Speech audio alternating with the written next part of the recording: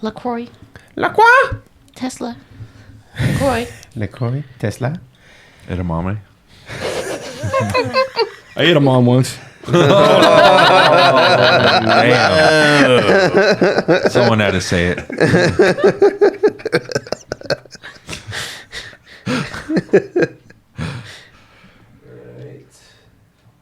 Check your mic again, Steph. Can you hear me? Yeah. Nope. Check. I don't have a compression option for you, so I just don't want to make sure you don't peak. P's and Q's. You're fine. He's Harry Potter. Popping this motherfucker. All right, tight. Are we ready? Everybody good? Yeah. Places, everyone. Places. We're ready. Hey guys, it's episode 263. Welcome back, and thank you for joining us once again for another terrific episode of the Fubar Show program. But before we get into anything, get your Fubar Show swag at FubarShow.com. Find all kinds of items like t-shirts, pillow cushions, mugs, magnets, and stickers in tons of colors and styles. Foos. Go to our merch page found at FubarShow.com to check it all out. Next up, click on the link to SoCal rock band The Fallen Electric at the bottom of FubarShow.com for music, tour dates, and merch. The Fallen Electric is currently looking for a new bassist to get electrified with. If you or someone you know is looking to be a part of a hardworking and fun musical project, we encourage you to contact us at thefallenelectric.com. Lastly, Grass Store, everybody! Now servicing all of Southern California and the San Francisco Bay Area. They are the best cannabis delivery service I've ever used, bar none. Go to FubarShow.com and click on our Grass Store banner, and first-time users get 30% off of their purchase. Thank you to those who have shared or clicked on our banner and continue to show us some love. And now, episode 263. Here we go.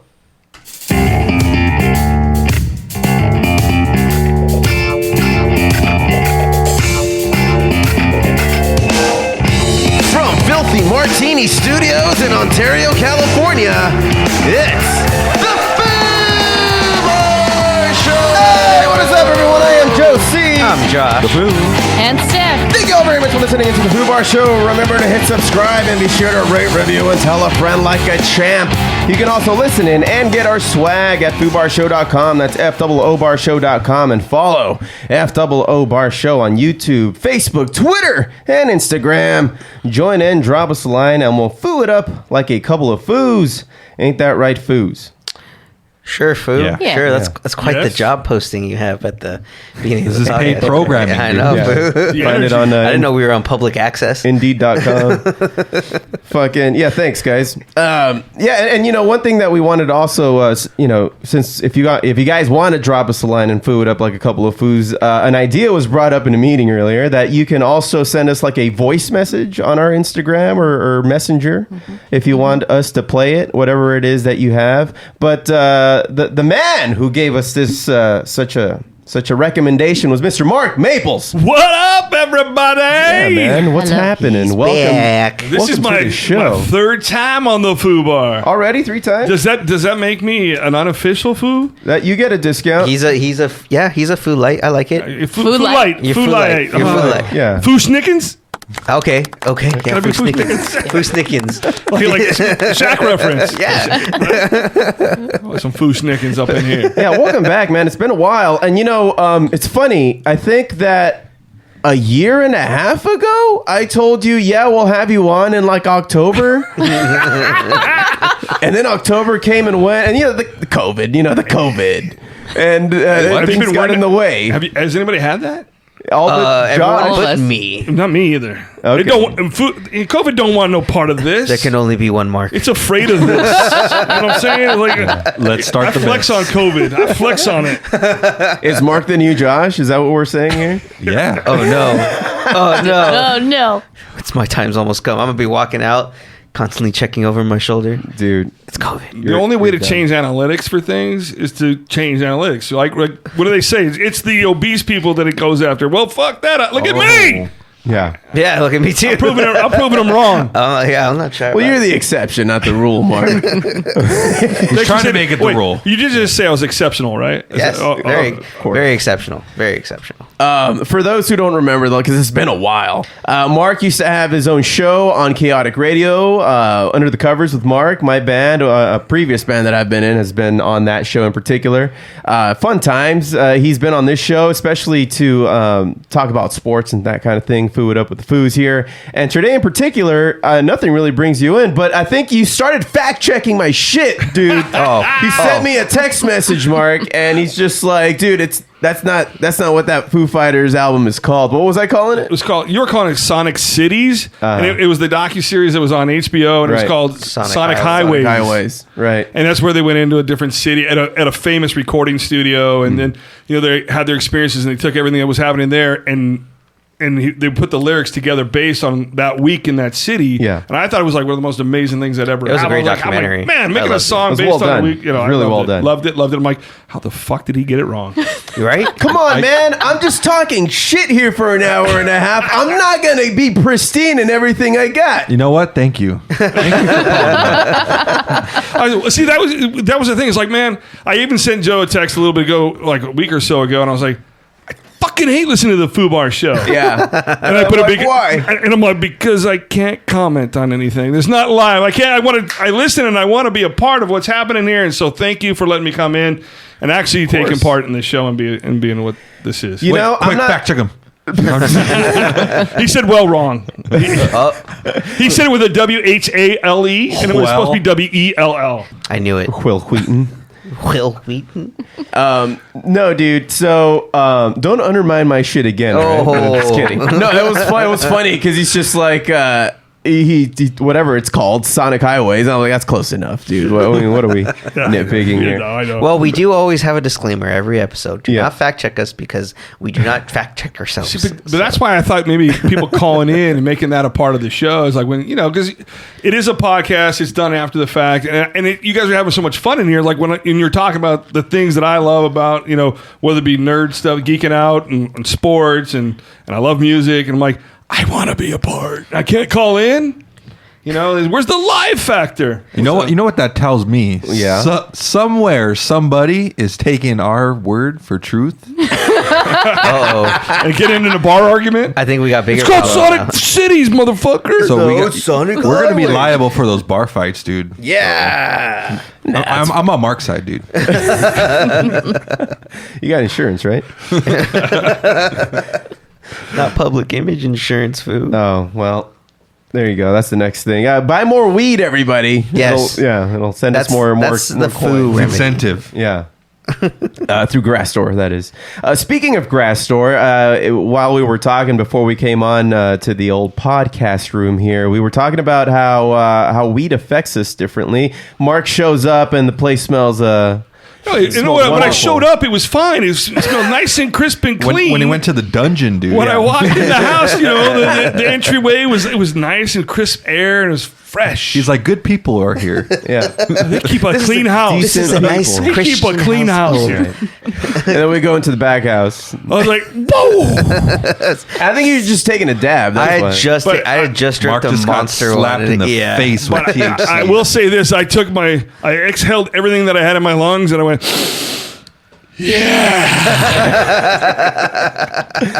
Well, since we're on the topic, let's get into a little joint report, shall we? Are you on weed? Give me some. I'll smoke you two under the table.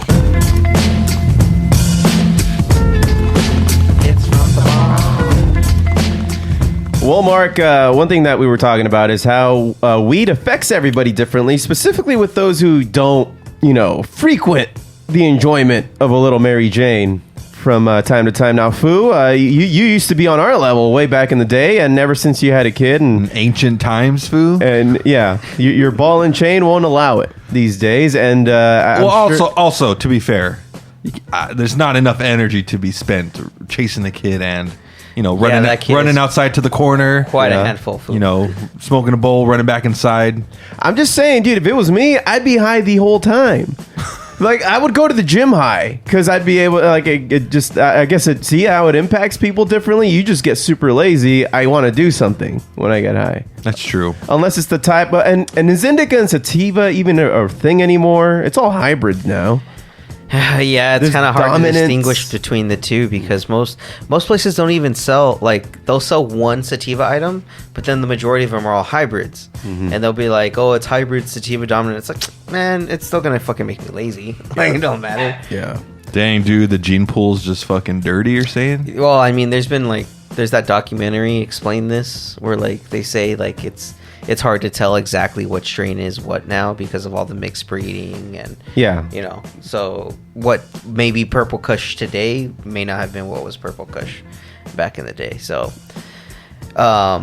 it's different now. And you know, speaking of Mark, because Mark, you were telling us about something about an edible that you enjoyed not too long ago. Well, it's been a little bit because it was one time in my life I've done edibles. It's not that I've never taken part in, you know, hitting a little bit of weed, but it's not been my thing because this reference point is probably going to go beyond everybody right here. But there was a comic called Beetle Bailey.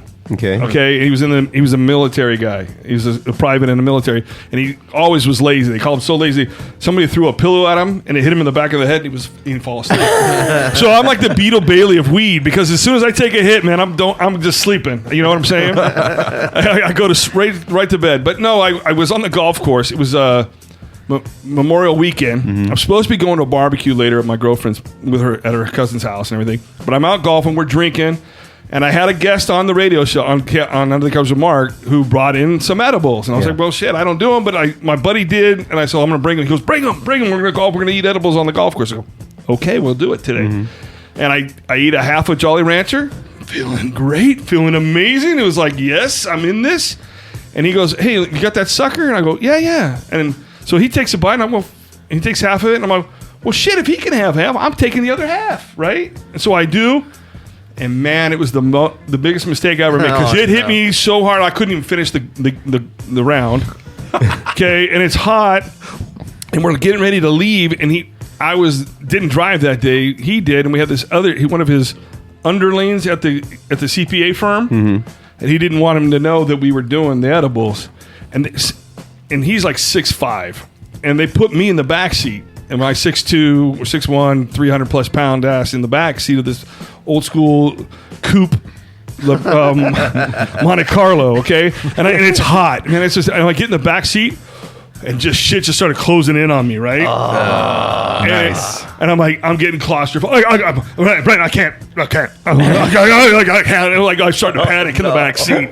Like, oh, no. Because I thought the paranoia thing was bullshit. Because I smoked weed before, and I never felt paranoid when I did it. Yeah. I'm like, oh, okay. It's like, and it was, I call it the wah-wahs. You know, because the world was going, wah. Okay. Oh, yeah. It was pounding, right? It was those waves. The waves. Yeah, it was hitting me, and he didn't want me to say that I was high. That's a gnarly So he feeling, tells me, dude. "Hey, Mark, let's get something to eat and we'll get some water." I'm like, yeah. And so we get out of the car and I go sit on this picnic bench, and I'm sitting there, and all of a sudden my mouth just it dries out. Oh no, the mouth is just dry, and I'm like, and as I'm waiting for them to bring me a hot dog and water. I started feeling like, everybody knows I'm high. The paranoia. The paranoia started hitting. It pissed me. Oh my god, they know it. I'm looking around, right? And then they bring me the first. He brought me a half liter. It wasn't even a quart. You know, Damn, they were using the metric system. Yeah, I know. That's how high I was. I understood it. Holy shit, dude! That's what's up. So I slam it, and it is still. My mouth is still dry. It's like sandpaper in the back of my tongue. And I'm like, I gotta get a bar, you know. But the problem is, I take the bottle and I try to put it down on top of the table, and I can't let go. What's wrong, Mark? Why don't you just let go of the bottle? I'm like, I can't. All the edges aren't touching. It's gonna fall if I let go. So it's just so bad. And then my buddy gets me home. And I tell him I lost my wallet. Where's my wallet? I lost my wallet.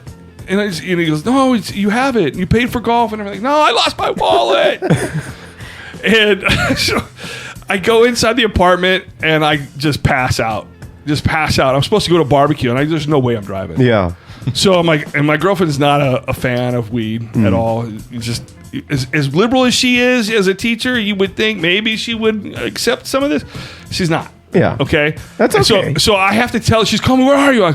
I think I got heat stroke. She has a weed problem. I think I got a heat stroke from the golf and too much alcohol. I'm just gonna stay home.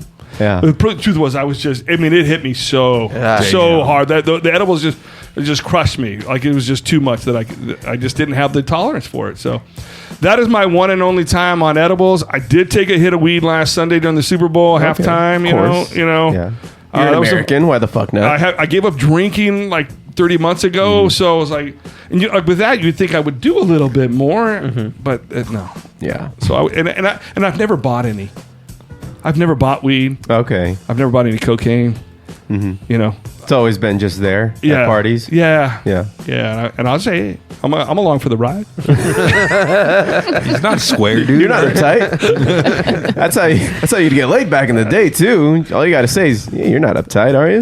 He doesn't want to look like an artist. What are you, a cop? No. All right, line it up. Now, Steph, have you had similar kind of experiences with weed? I mean, you haven't taken a hit in years, right? No, I take my Your annual hit? my annual like half a hit on New Year's Day, but I don't take any of these edibles or anything like that. Right. No, it's not for me. Did you ever get into like a gnarly experience where you were like feeling those wah-wahs or like you were on a roller coaster? Those are gnarly. No, I think for me, all that happens is that I fall asleep. That's it. But how's that different? Yeah, you can just throw on a movie and Yeah. you're already tuckered out. I'm listening to it. That's what's happening. She wants to visualize it in her own head. Yeah.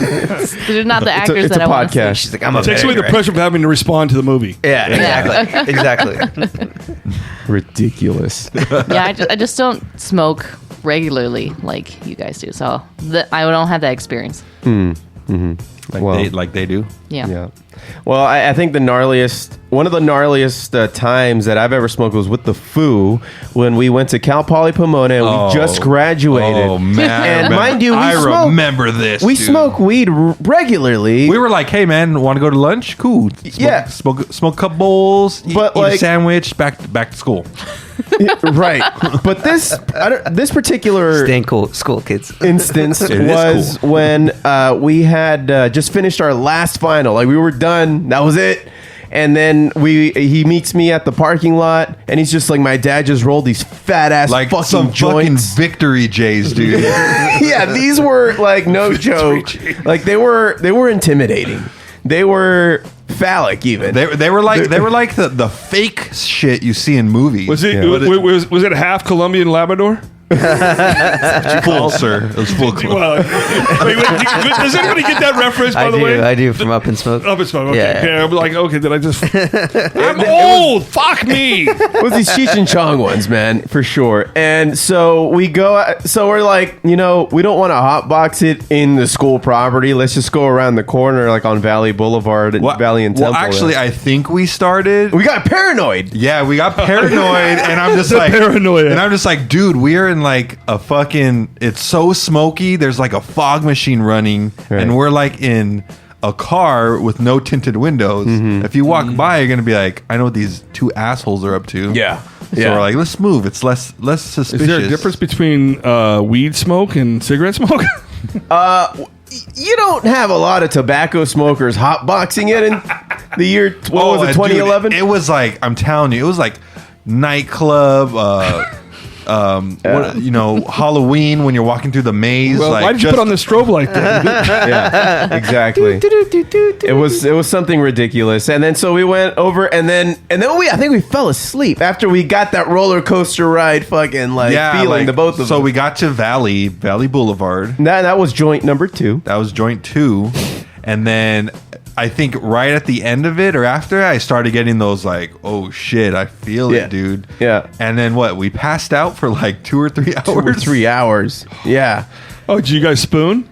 I mean, anything can happen in 2 or 3 hours. Listen, I'm a little too big to spoon. I ladle. Yeah. Yeah, dude, and that was probably the gnarliest I've ever been high. I remember when I first started smoking, I must have been like 17, 18 years old, and I remember driving home from whatever function I was leaving, and things were in the trees. So you weren't a rookie at that time then?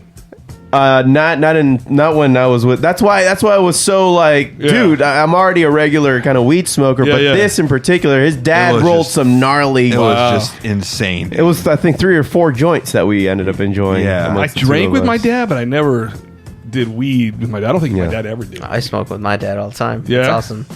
Yeah, because he's always amazed at how much I can outsmoke. Well, you got the lungs of youth, man. That's true. That is true. Yeah. Yeah. And you're used to it. You know, that is true. The many years of practice. Boo, I've come quite a long ways, considering the amount of experiences I've had where I've done a little too much. I mean, you guys all know the famous Deadpool incident.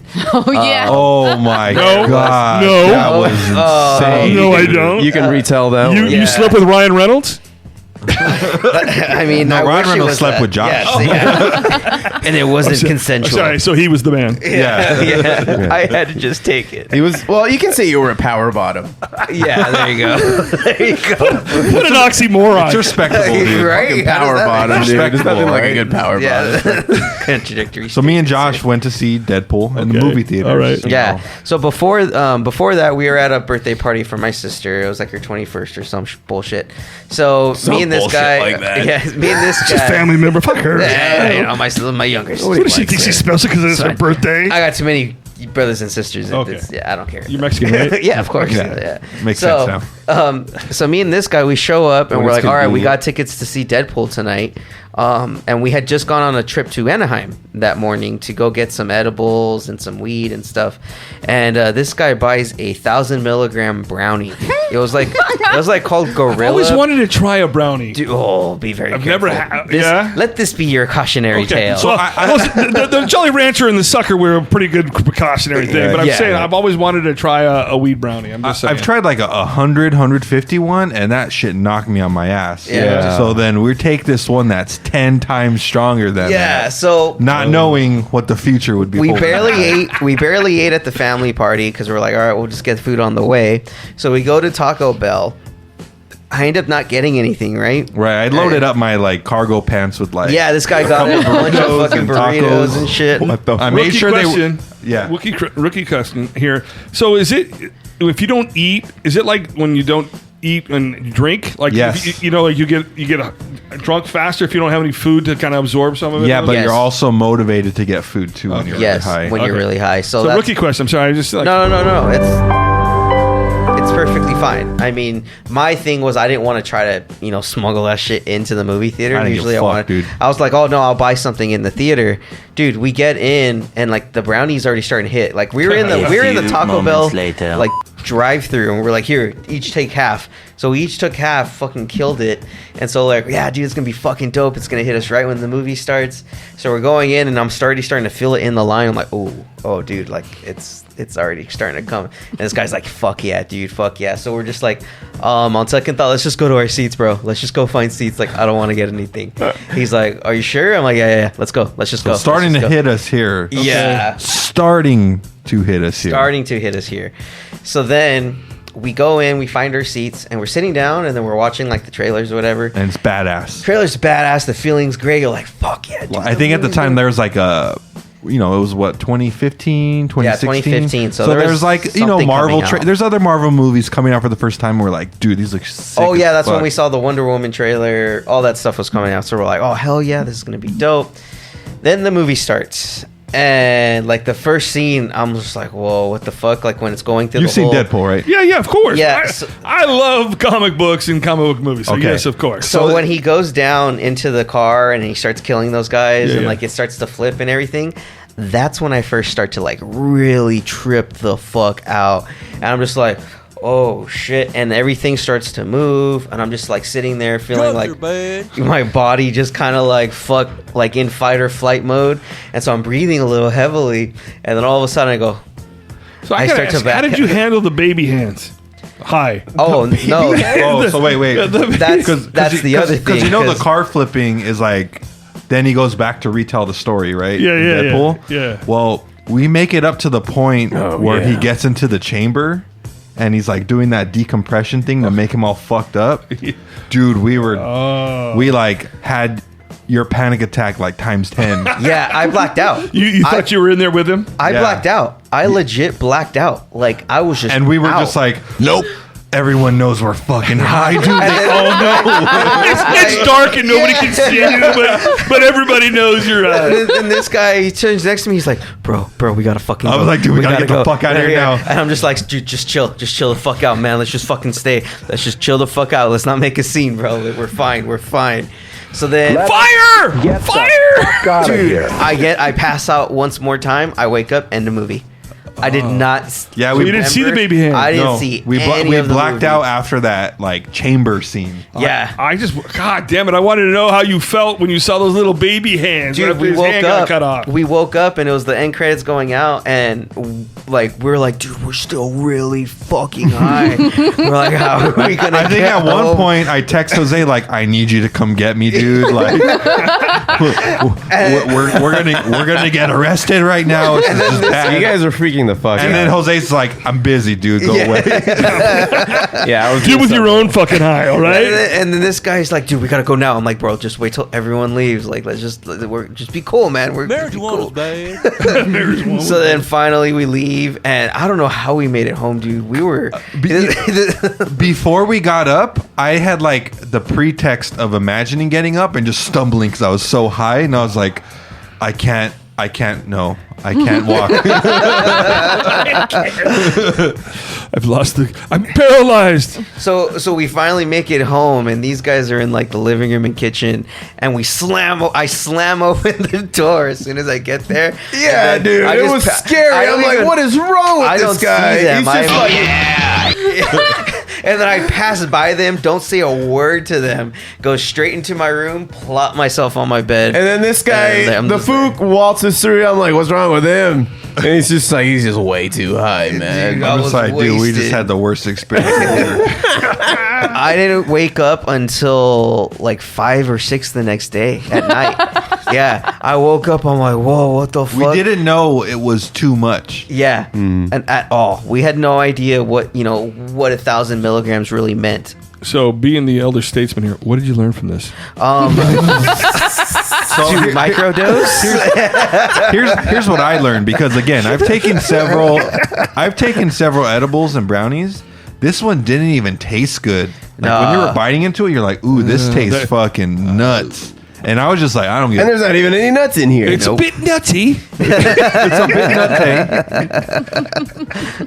If you're struggling to eat an edible, just Stop. quit. Just stop. Because I powered through it. Like, it tasted terrible, and I was like, I don't care. I want to get really high. Yeah. And I Don't do was that. high for days. Like I was really high for until like I think the Wednesday of that week. We saw it on a Saturday. So it lasted all the way until like the Wednesday, Thursday, and I was going into work. I'm just like, dude, I look really high, and I had. I'm like, they were just like, you okay? I'm like, I'm just still really fucking high, and I haven't smoked in the last few days. I'm like, I didn't even have an urge to smoke during that time because I'm like, dude, I'm still feeling it like scarred us, dude, for like for a off couple edible days. Yeah, Yeah. I was like, For a couple days. Yeah, I was like, I don't let's need be to do real. anything. It wasn't until my tolerance didn't grow until we went to Colorado, because that was just like the ultimate conditioning trip Dab it up, boys. Yeah. for this guy's bachelor We party. went to Colorado, We went to and it was a non-stop smoke fest for a week. For a week? We immediately bought 4 ounces of weed the first day we landed. Yeah. I didn't do weed because I was on a road trip with my girl, and I told you how she is. Yeah, about- right. So, but we were on a road, Southwest tour, I guess, and we were in Taos the night before, and we saw a couple bands. Went to the Taos L House, and we saw some acoustic music. And in the morning, we were getting ready to leave, and because I was driving, the show had the Under the Covers Market just barely started, so I'm like, I'm gonna find some bands from on the road, and I'll do a phone interview with them or whatever, right? Well, this young kid, he was kind of like doing like a whole folk music, kind of Woody Guthrie type of stuff, and really talked to him after, enjoyed him. We're getting in the next morning, we're getting ready to leave. We're in the gas station.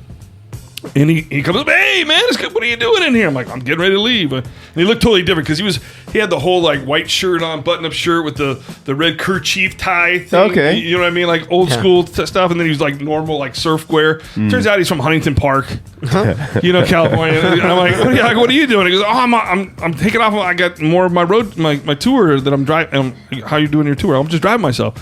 I go, really? I go, where are you going? He goes, to Denver. I go, that's our next destination is Denver. He goes, oh, well, you got to come and see me in Denver, right? And I go, okay, where? And he goes, I'm going to be playing at the High Dive. Now, I've come to learn that any bar that has the word high in it is low. Bar? Is low. Yeah. Because the Highbrow in Upland and Pomona, shitholes. Yeah. Don't get me wrong, I've had great times in them. But just. Yeah. And so the High Dive, we go there, walk in, it smells like urine. Just boom, just hit just boom, urine, right? You don't see it, it's just, but that's the smell. And it's just, so we're passing the night, and I was still drinking at this time, and I'm in Denver, Coors, right? So I'm gonna do the Coors trifecta. I know this is off the topic of weed. I'm sorry, but it's tying it into Coors, to being in Denver.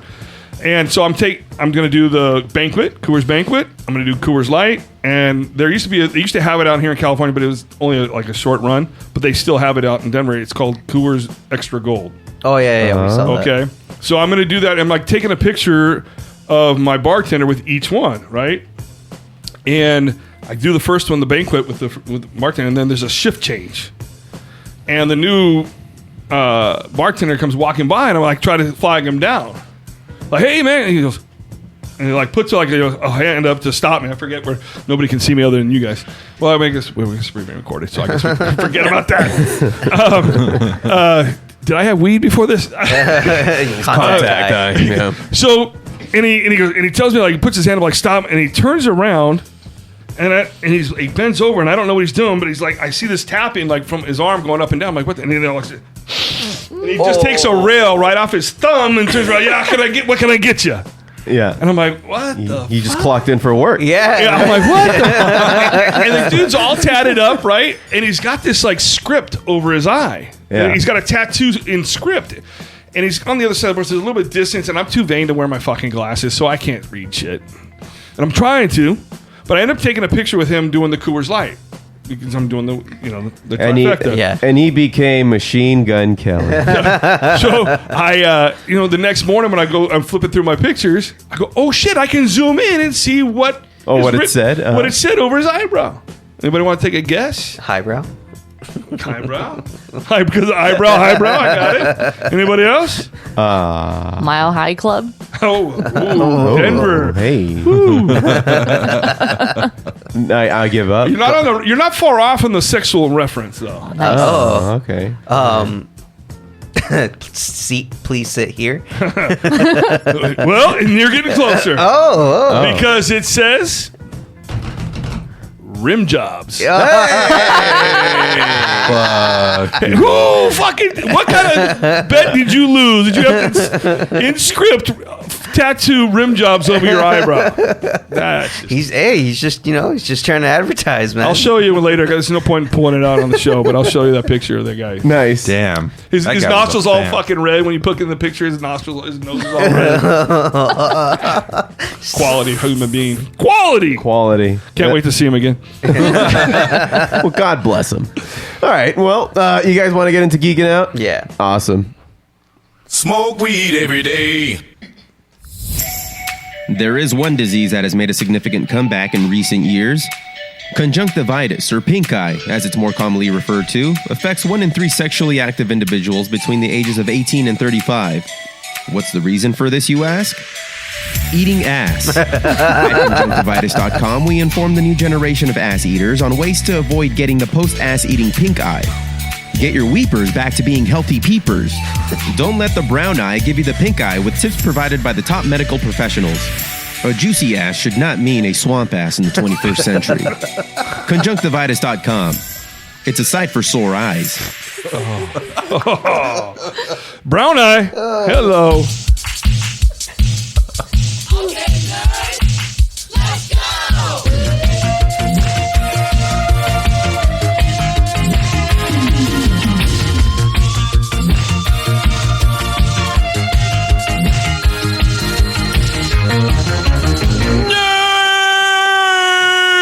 it's a sight for sore eyes, Foo. Did I talk about? I wasn't the only one that heard that. Okay. You're welcome. You're welcome. Oh God. God damn it. Rim jobs. Poo That particles. goes. I tied in well, Call didn't back. it? Call back. Who knew? I had no clue that ad was going to run. This was not rehearsed or But staged. speaking of runs, do you guys know that diarrhea is hereditary, right? Oh. Oh, then I gotta blame my mom and dad then. Yeah, it runs Bastards. in your genes. Come on. Well, guys, a lot to discuss. I mean, we got you're an old school geek, Yeah. Mark, God but damn it. you still share a wealth of knowledge, and if you don't, you pretend like you do, and you do it well, sir. And let's see, Josh, what did you have for us today? Well, Foo, we finally got the finale to Peacemaker Season 1, which was fucking glorious and It's good. So much in it and so much to unpack. First off, I want to start with you, Foo, and Mark. What did you guys think of the finale and of the series in general? You know, it was so, like, at the end, I don't want to ruin it because people haven't seen it, but I really thought for a second he was going to join the butterflies, right? The peace. Yeah. The Peacemaker. Like, it touched into a certain part, and I was like, oh, shit. I did too. There was like that split second where it's just like, oh, fuck, is he going to do it? Yeah. Is he going to do it? Oh, he's going to do it. You mother. And I was doing, because he was in no position to kill the cow. Mm-hmm. Yeah. Like in my mind. So I really liked the way I was surprised. You know, I didn't see that coming. I didn't think about that. And so I actually really liked that because sometimes you know it's coming, right? You really know it's coming. I think there was the clue that he might kill, but I was like, how is he going to kill it? Right. You know, and so that's the manner in which he killed it. Thumbs up for me. Yeah. Foo? It was really funny how he had that stupid fucking human torpedo helmet. Oh, that was great. That was great. And you break your bones. Yeah, breaks your bones along the way. And he does it to Adebayo, of all people, to Yeah. send it into the cow's stomach all That bloody. part was just great because I wasn't expecting that. And then again, I was like, oh man, is he gonna do this? Like this whole thing, he's been trying to like not kill. Yeah. Realizing that he's not the hard ass he was before. Kind of a character shift, which is why I thought he would. But just great kind of swing back to be like, nah, fuck you guys. But to be fair, he didn't kill the butterfly. He didn't kill Goff. No, Goff's No, still hanging around at the end. Which was weird because he was free to. It didn't show him take Goff, right? He's like letting him just go ahead and live. I guess he's just going to die out because he can't eat. Right? Yeah. He's starved to death. He can't eat, and that's why they were like, how long can he go without eating? Well, that was the thing, I think and they that's said a why they few needed. weeks. And that's why they needed to get rid of the cow was because if you take rid of the cow, and then he had. there's Where did he no get the more. extra? Like, maybe he still had jar. that big ass jar. Yeah. But I have a little thing. The one thing that I had an issue with, because I thought he was really good, and I just felt like he didn't get utilized properly. Does anybody know where I'm going with this? Judo Peacemaker? Master.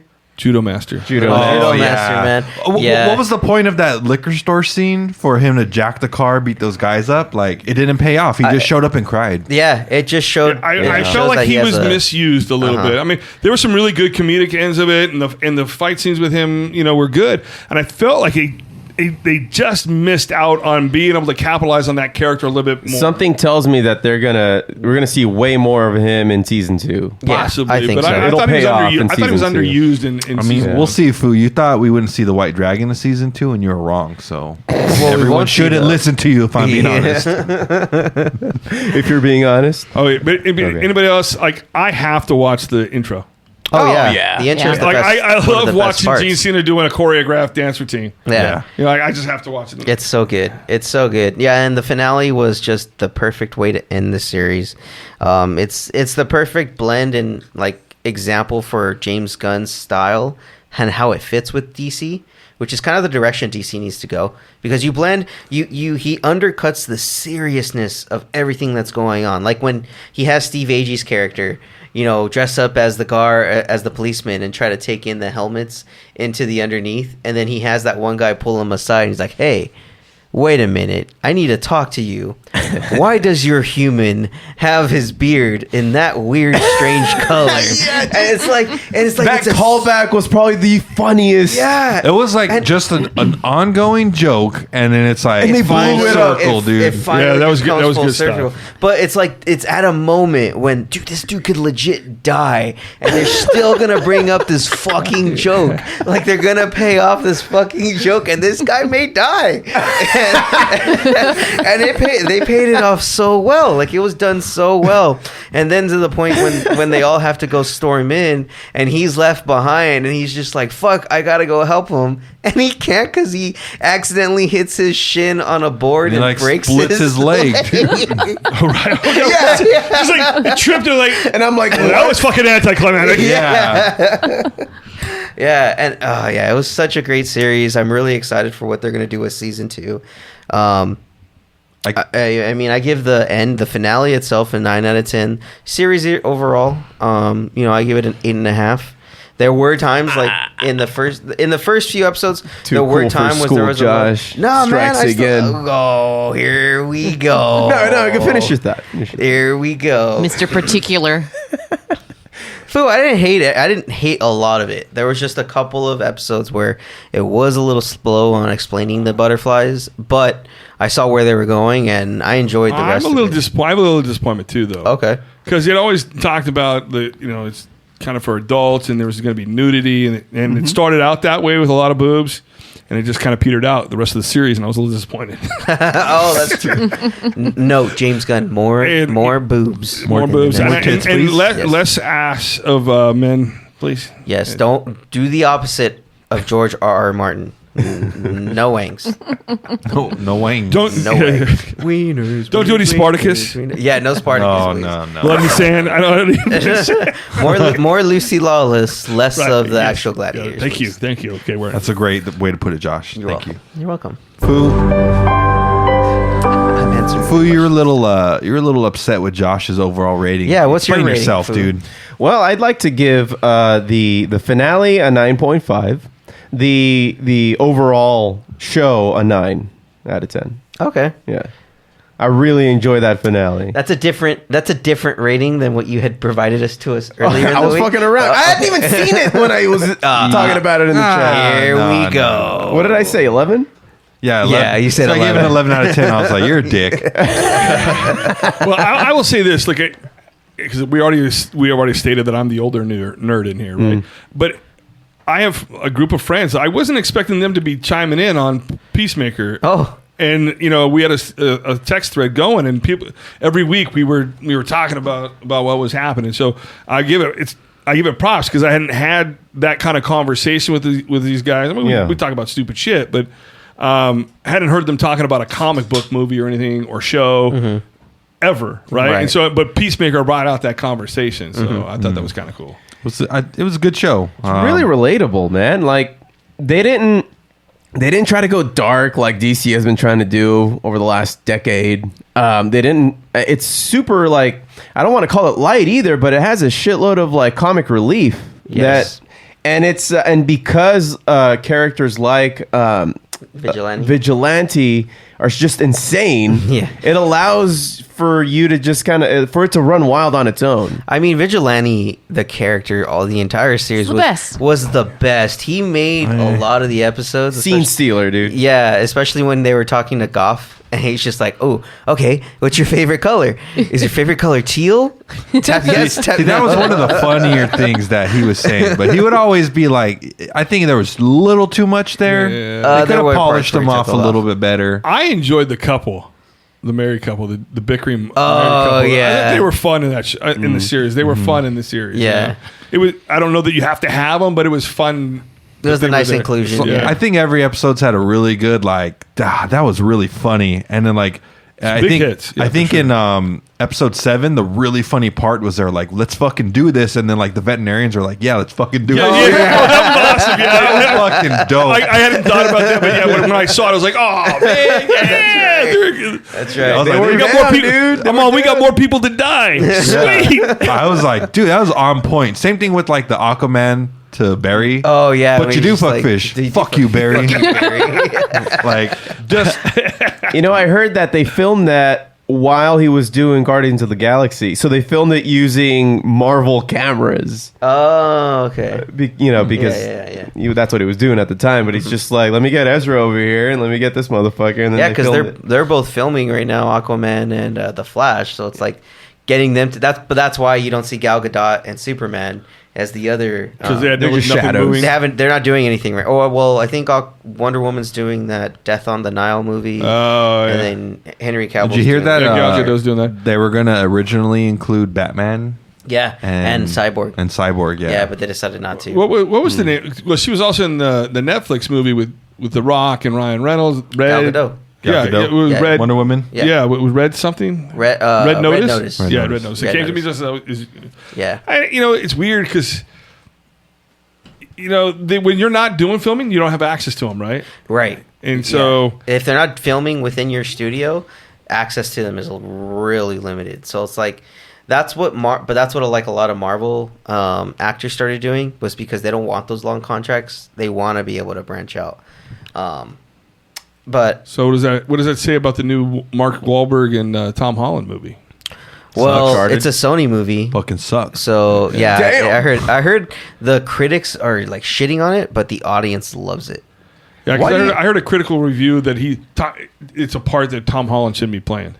Like it's beyond his scope. I think the reviews. So I've played the video games. It's based off the video games. Didn't know that. Tom Holland does not embody Nathan Drake. Okay. Yeah. No, it's not believable. I don't care how good the movie is. A lot of people equate like Nathan Drake to like Nathan Fillion, like that would have been a better fit. Look, that look and like that type of like charisma and stuff, while being able to do like the Indiana Jones style action. He's supposed to be like an older guy, right? Nathan Drake. Well, he's in his late 20s. By the end of the last game, he's in his late 30s. Yeah, the first game he's in his like late 20s, early 30s. Okay. Tom Holland's in his like mid 20s right now. Yeah, he still looks like a teenager. So that's why it was a tough role for him to live up to. But he wanted the role because he played the games like you, Foo. Like he wanted to do that. Yeah, he's a big fan. Yeah, so and didn't Sony even know that was a video game base. Yeah, a PlayStation game. Mm-hmm. Yeah, I quit after PlayStation 2. Not because I don't love video games. Just because I play too fucking much. That's also. I stopped doing other shit. Yeah. Yep. I mean, that's the only reason I love fucking video games. Mm-hmm. And I just knew, like, because when it had the free world, when San Andreas, Grand Theft Auto San Andreas, and you could just go anywhere you wanted to. That was fucking dope. I was like, oh shit, I got to stop playing. This is it. This because I will never do another thing in this life. I will die not eating and drinking. Open world games are the doom of all of our social lives. Like, trust me, I got so far into that. There's a game called Skyrim where it's like an open world. Oh, I'm familiar with that. Yeah. Listen, I follow a little bit, but I didn't know that was based on a video. Steph's been trying to do Last of Us for like the last 3 years. Yes, that is correct. You're trash, Steph. Yeah. Yeah. So once again, Peacemaker, great series. I'm excited for season number 2 to come out next year, and more stuff to come from James Gunn because he's got Guardians 3, I believe, is next year. They finished shooting. So they're like in post-production right now. Yeah, so I think it's either early next year or mid of next year. But I do have some dates for some upcoming movies that you all should kind of be aware of. So, Foos, I mean, the commercials are out there.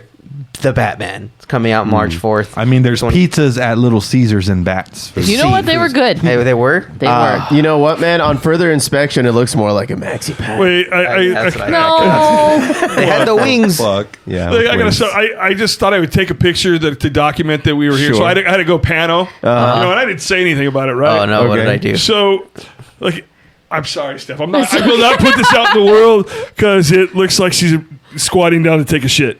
Oh, I've seen that. Oh yeah, Steph's popping a spot there. Okay. Steph's. Let me see it. Steph's in that picture. Steph is one of those girls at 1 a.m. at Jack in the Box peeing outside. Of the Like she's she's using a handicap stall. You know, she's got the rails going down. I need the rails. Like I just need to lower myself down. Like in because real I don't life, break in a real life hip. too. I will not use that anywhere. I'll delete. All right. I Anyways, don't care.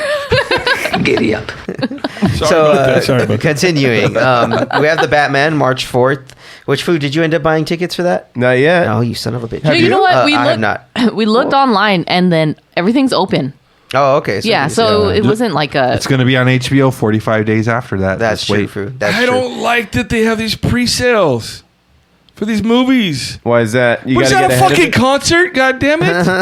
It's getting to that level, And, man. and I hate that you can pick your seats, because what if Whoa, I get... whoa, hold on. Don't It's shit first on come, that. first serve. That's No, benefited yeah. us so well. That's so a luxury. Yeah. And then you can't just sneak in from one movie to the other movie because somebody already bought that seat. Fuck that. No, that's why you go for early matinee. 'cause Or then you need can to do start that. going to Harkins because they still do that at Harkins. Yeah. Because you know what? You used to be able to buy a ticket. You go in, you watch a show, and you're trying to time it out. You're looking at, okay, what's the next start time for this one? But now if you go in and you're sitting in a seat that's already been bought, boy, that's just fucked. Yeah.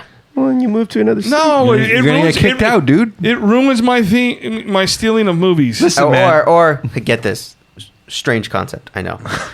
You pay for the second movie and No, see. get the fuck out of here. What is this? Nazi Germany? Listen, I grew up in Ontario, California, the son of a paper mill worker and a part-time secretary, and they needed me to get the fuck out of the house. So they would drop me off at a movie theater at 12 in the afternoon for the first showing. Figure it out, kid. And they'll come. We'll see you around 7. You figure it. Don't get caught. Switch the movies, all right? Listen, Mark likes to show up at the fucking guys beginning a shift, and they both leave together. End of shift. That's a good. So day. how was your day today, man? I got some movies in, baby. How much did you pay?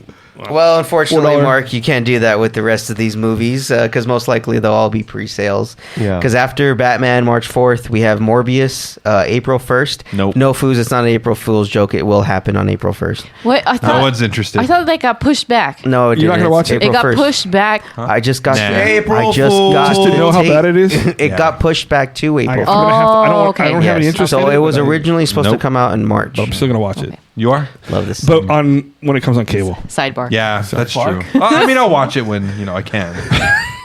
You guys all right with that sidebar over there? Oh, wait, was that recorded? Yeah. Was that recorded? That sure was. Yeah, the mics are hot. I getting over here, planning a murder or something? Don't worry about it, dude. Listen to the tape. Might have to. Steph, it got pushed back from January. Yeah. Okay. That's what he was trying to tell me. Yeah. Vampires, dog. Fuck. Oh, what's next? And then after that, Do there's they have diamond skin? Fantastic Beasts 3, Doctor Strange and the Multiverse of Madness, May 6th. The Obi-Wan Kenobi series, May 25th. Yeah. Jurassic Park Dominion, June 10th. Ah, yes. How do you feel about that? Those trailers, man. They're bringing back everybody. Like everybody's in. I'm just down to see the end of how they did For this what, trilogy. dude? For what?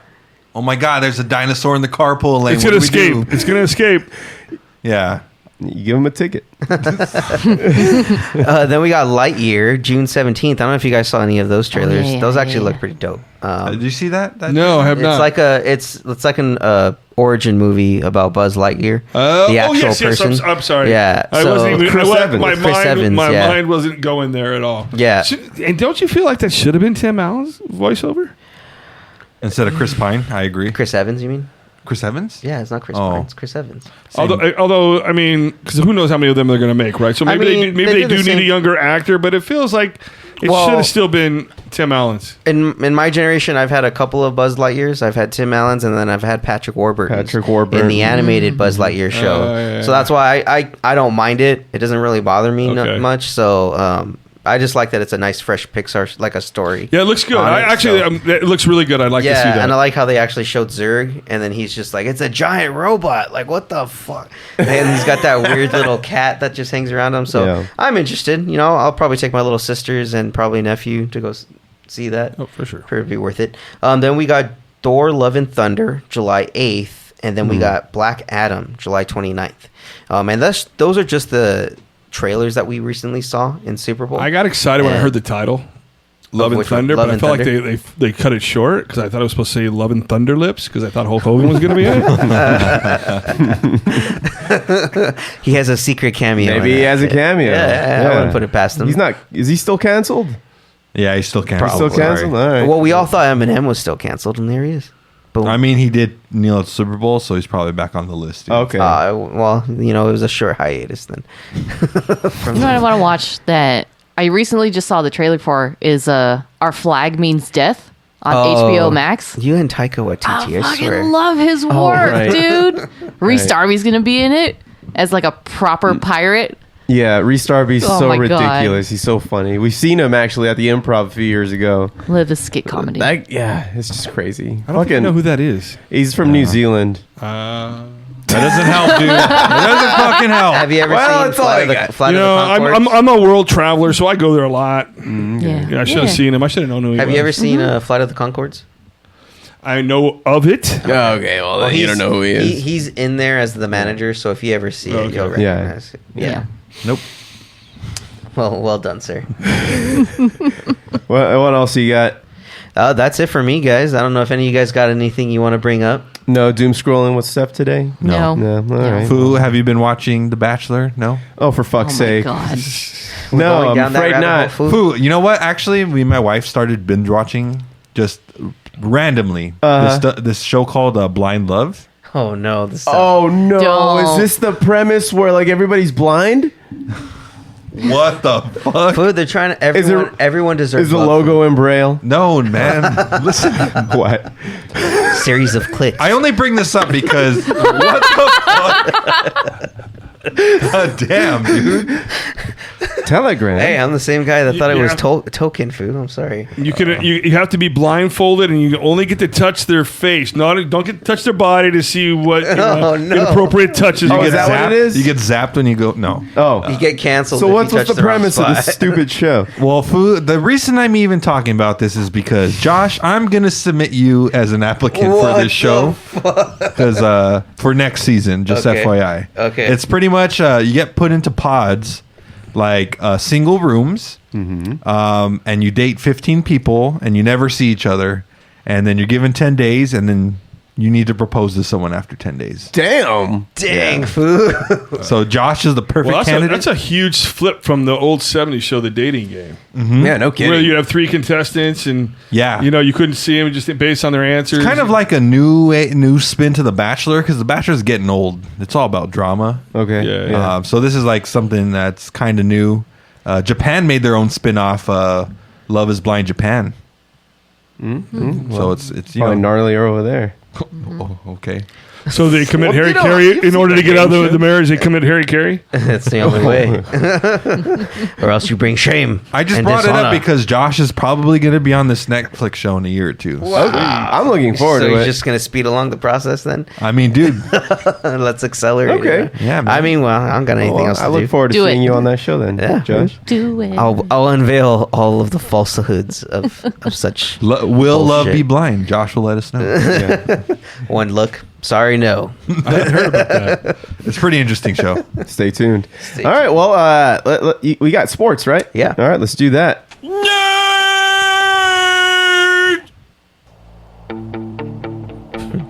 Get more out of Valentine's Day with more from the Bone Depot.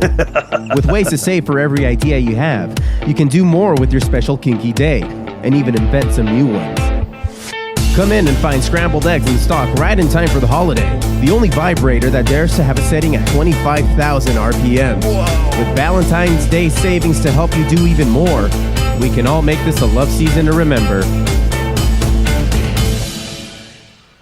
Put him in the hospital.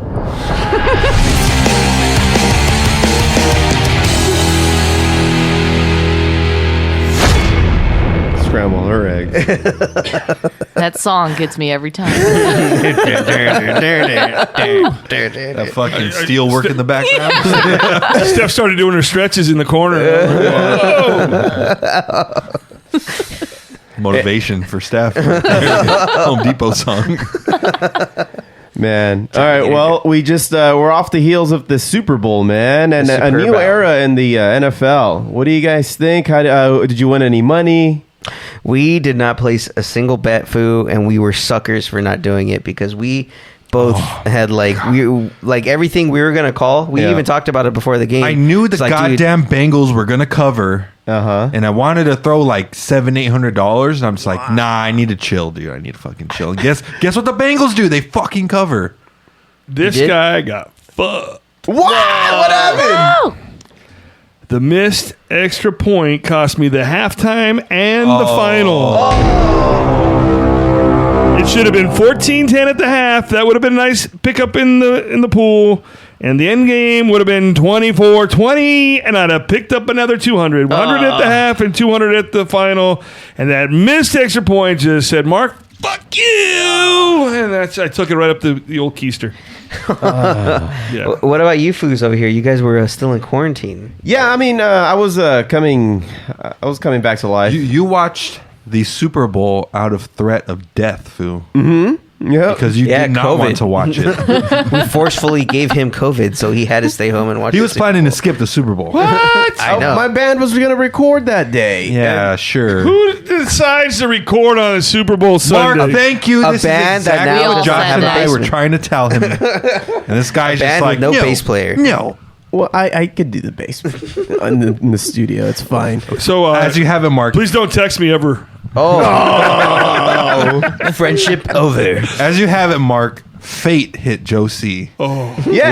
When he put the C. Hit Joe C with the C. Yeah. Well, if it makes you feel any better, I enjoyed myself watching the Super Bowl, Foo. Well, let me ask you this real quick. And sorry to tangent. Did you enjoy the Super Bowl more or the Puppy Bowl? The Puppy Bowl was pretty dope, dude. That game was wild. It was close. It was. I got to claim trademark infringement because it was the team. It was Fluff and Rough.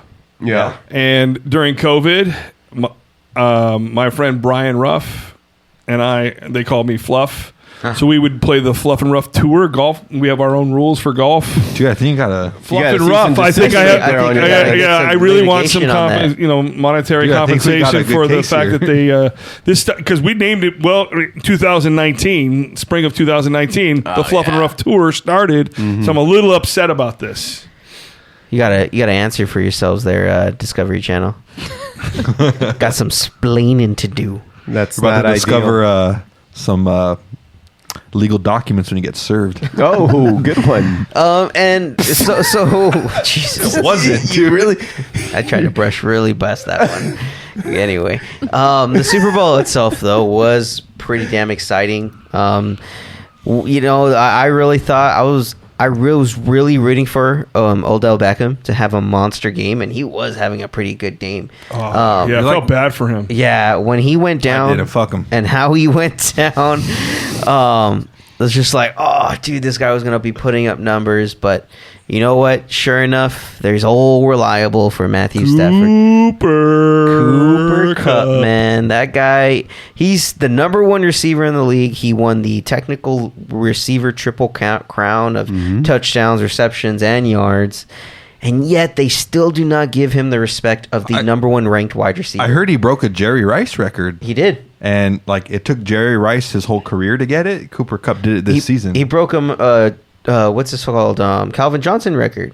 Which was the yards in the season. Okay, but he broke it. I'm gonna put an asterisk there. I'm gonna put an asterisk. Here we go. He did beat it in week 17. He did? Yeah, just 16 games. He did just a yard. I thought it was in the last week that he did it. No. It was week 16. It was just okay. a yard. Then no asterisk. His 16th game. Yeah. I take it back. Yeah, because there were some of the ones that they were talking about. TJ Watt. Yeah. TJ Watt. I mean, it is the new. If he would have got another, sack, it would be the new record for a 17-game season. They need to identify because they've had 14-game seasons, 16.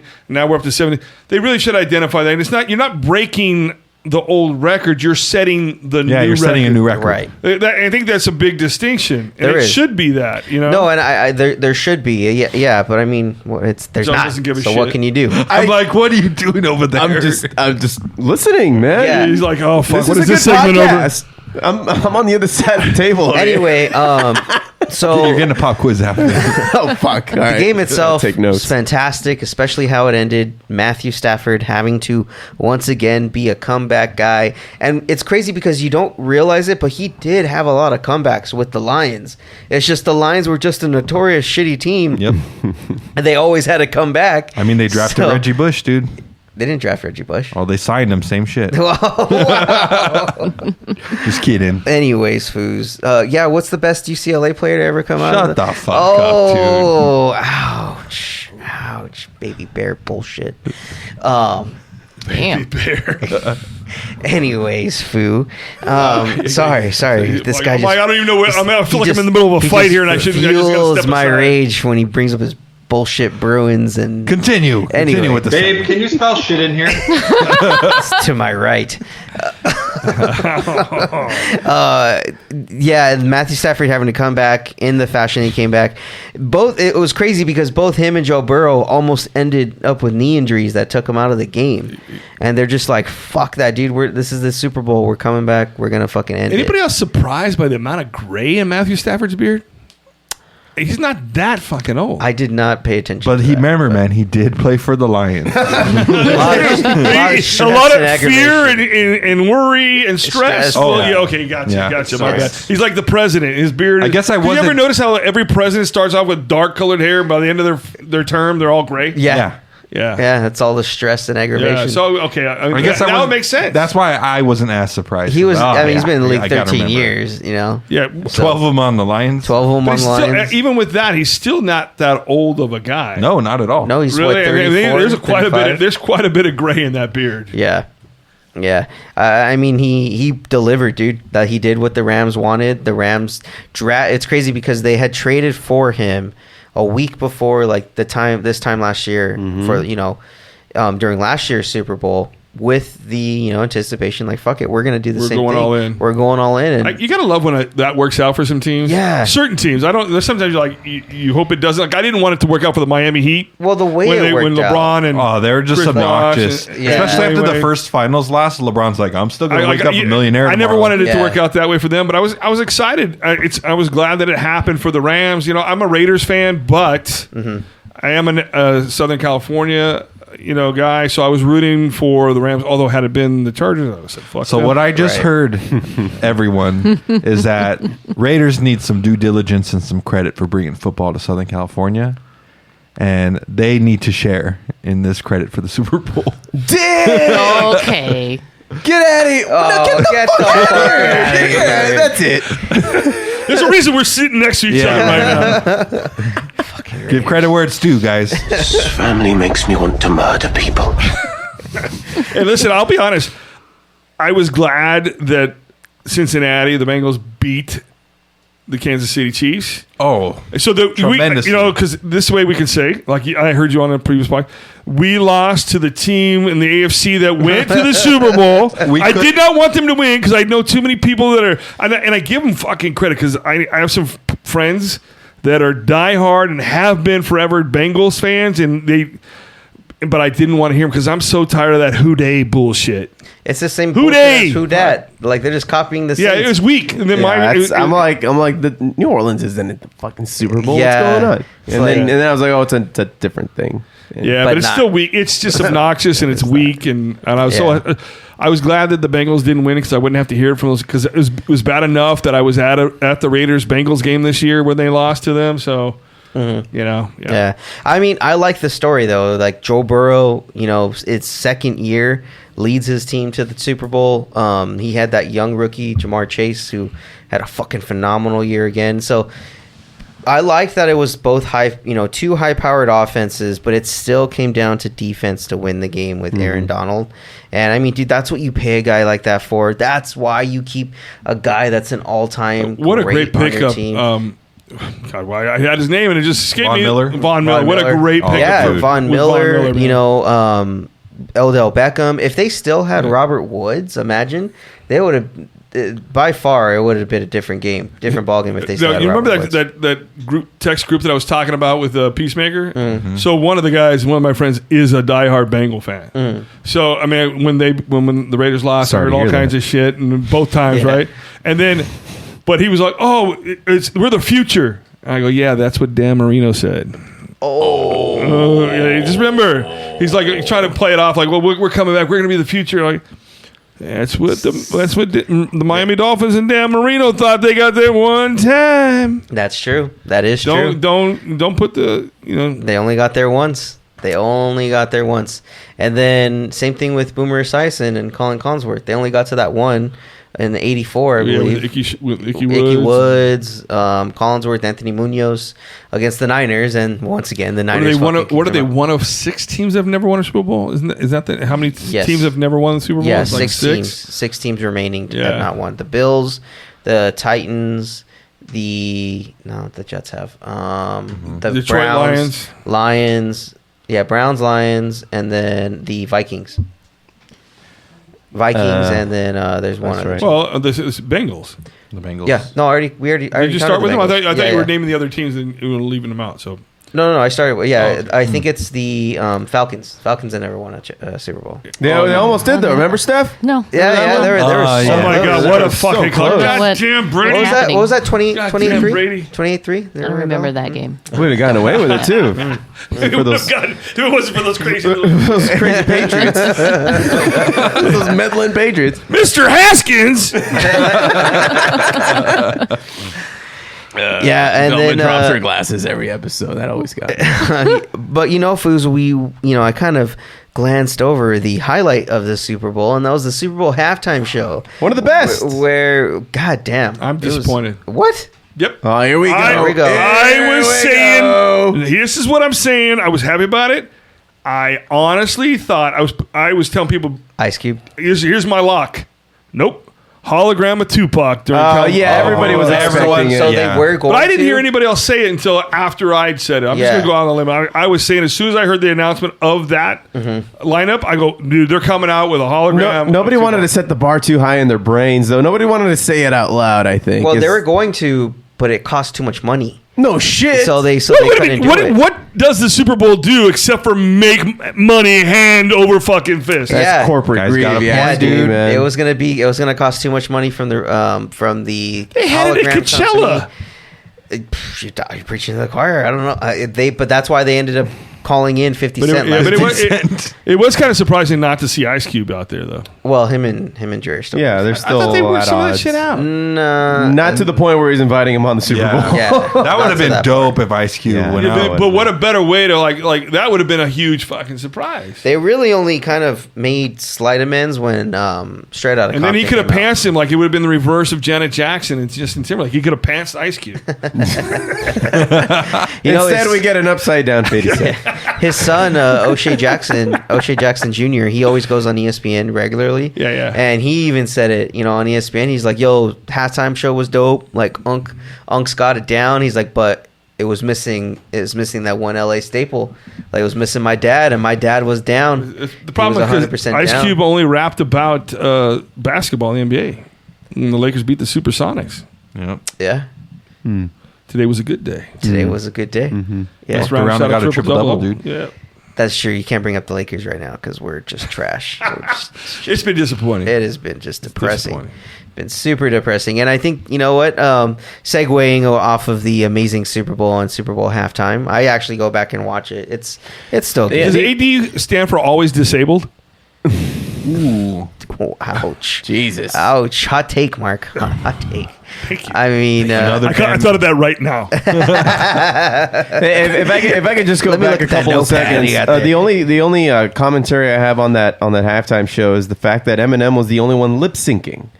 Did you guys catch that? Dude, he had to catch his breath so he could kneel, dude. It's quite exhausting. There is such a thing as a backtrack, but the backtrack was louder than his mic, so he was lip syncing. Yeah, he didn't give a fuck, dude. All right. Yeah. He got paid. He only played one song, and it's the one song that every football game. That's why they should have just had Cube or Tupac rather than Eminem. Yeah. You know he was pissed, right? Because the NFL told him don't kneel. Yeah, so he did it. Well, So he but I did didn't it? understand that. Yeah, Don't tell Eminem not to do something. I didn't get the big deal. Yeah. I don't dumb. Unless he'd been coming out a lot about in support of Colin Kaepernick or something. I don't know. Maybe that's what it was. But still, it's like, what a dumbass thing. Nobody's really even been doing that anymore, right? It's just kind of it's not that it's passe, because it was important, but it's the cameras aren't panning there anymore. Yeah. No one's like, paying attention to it. Yeah. It's, But either way, it was an all around good Super Bowl.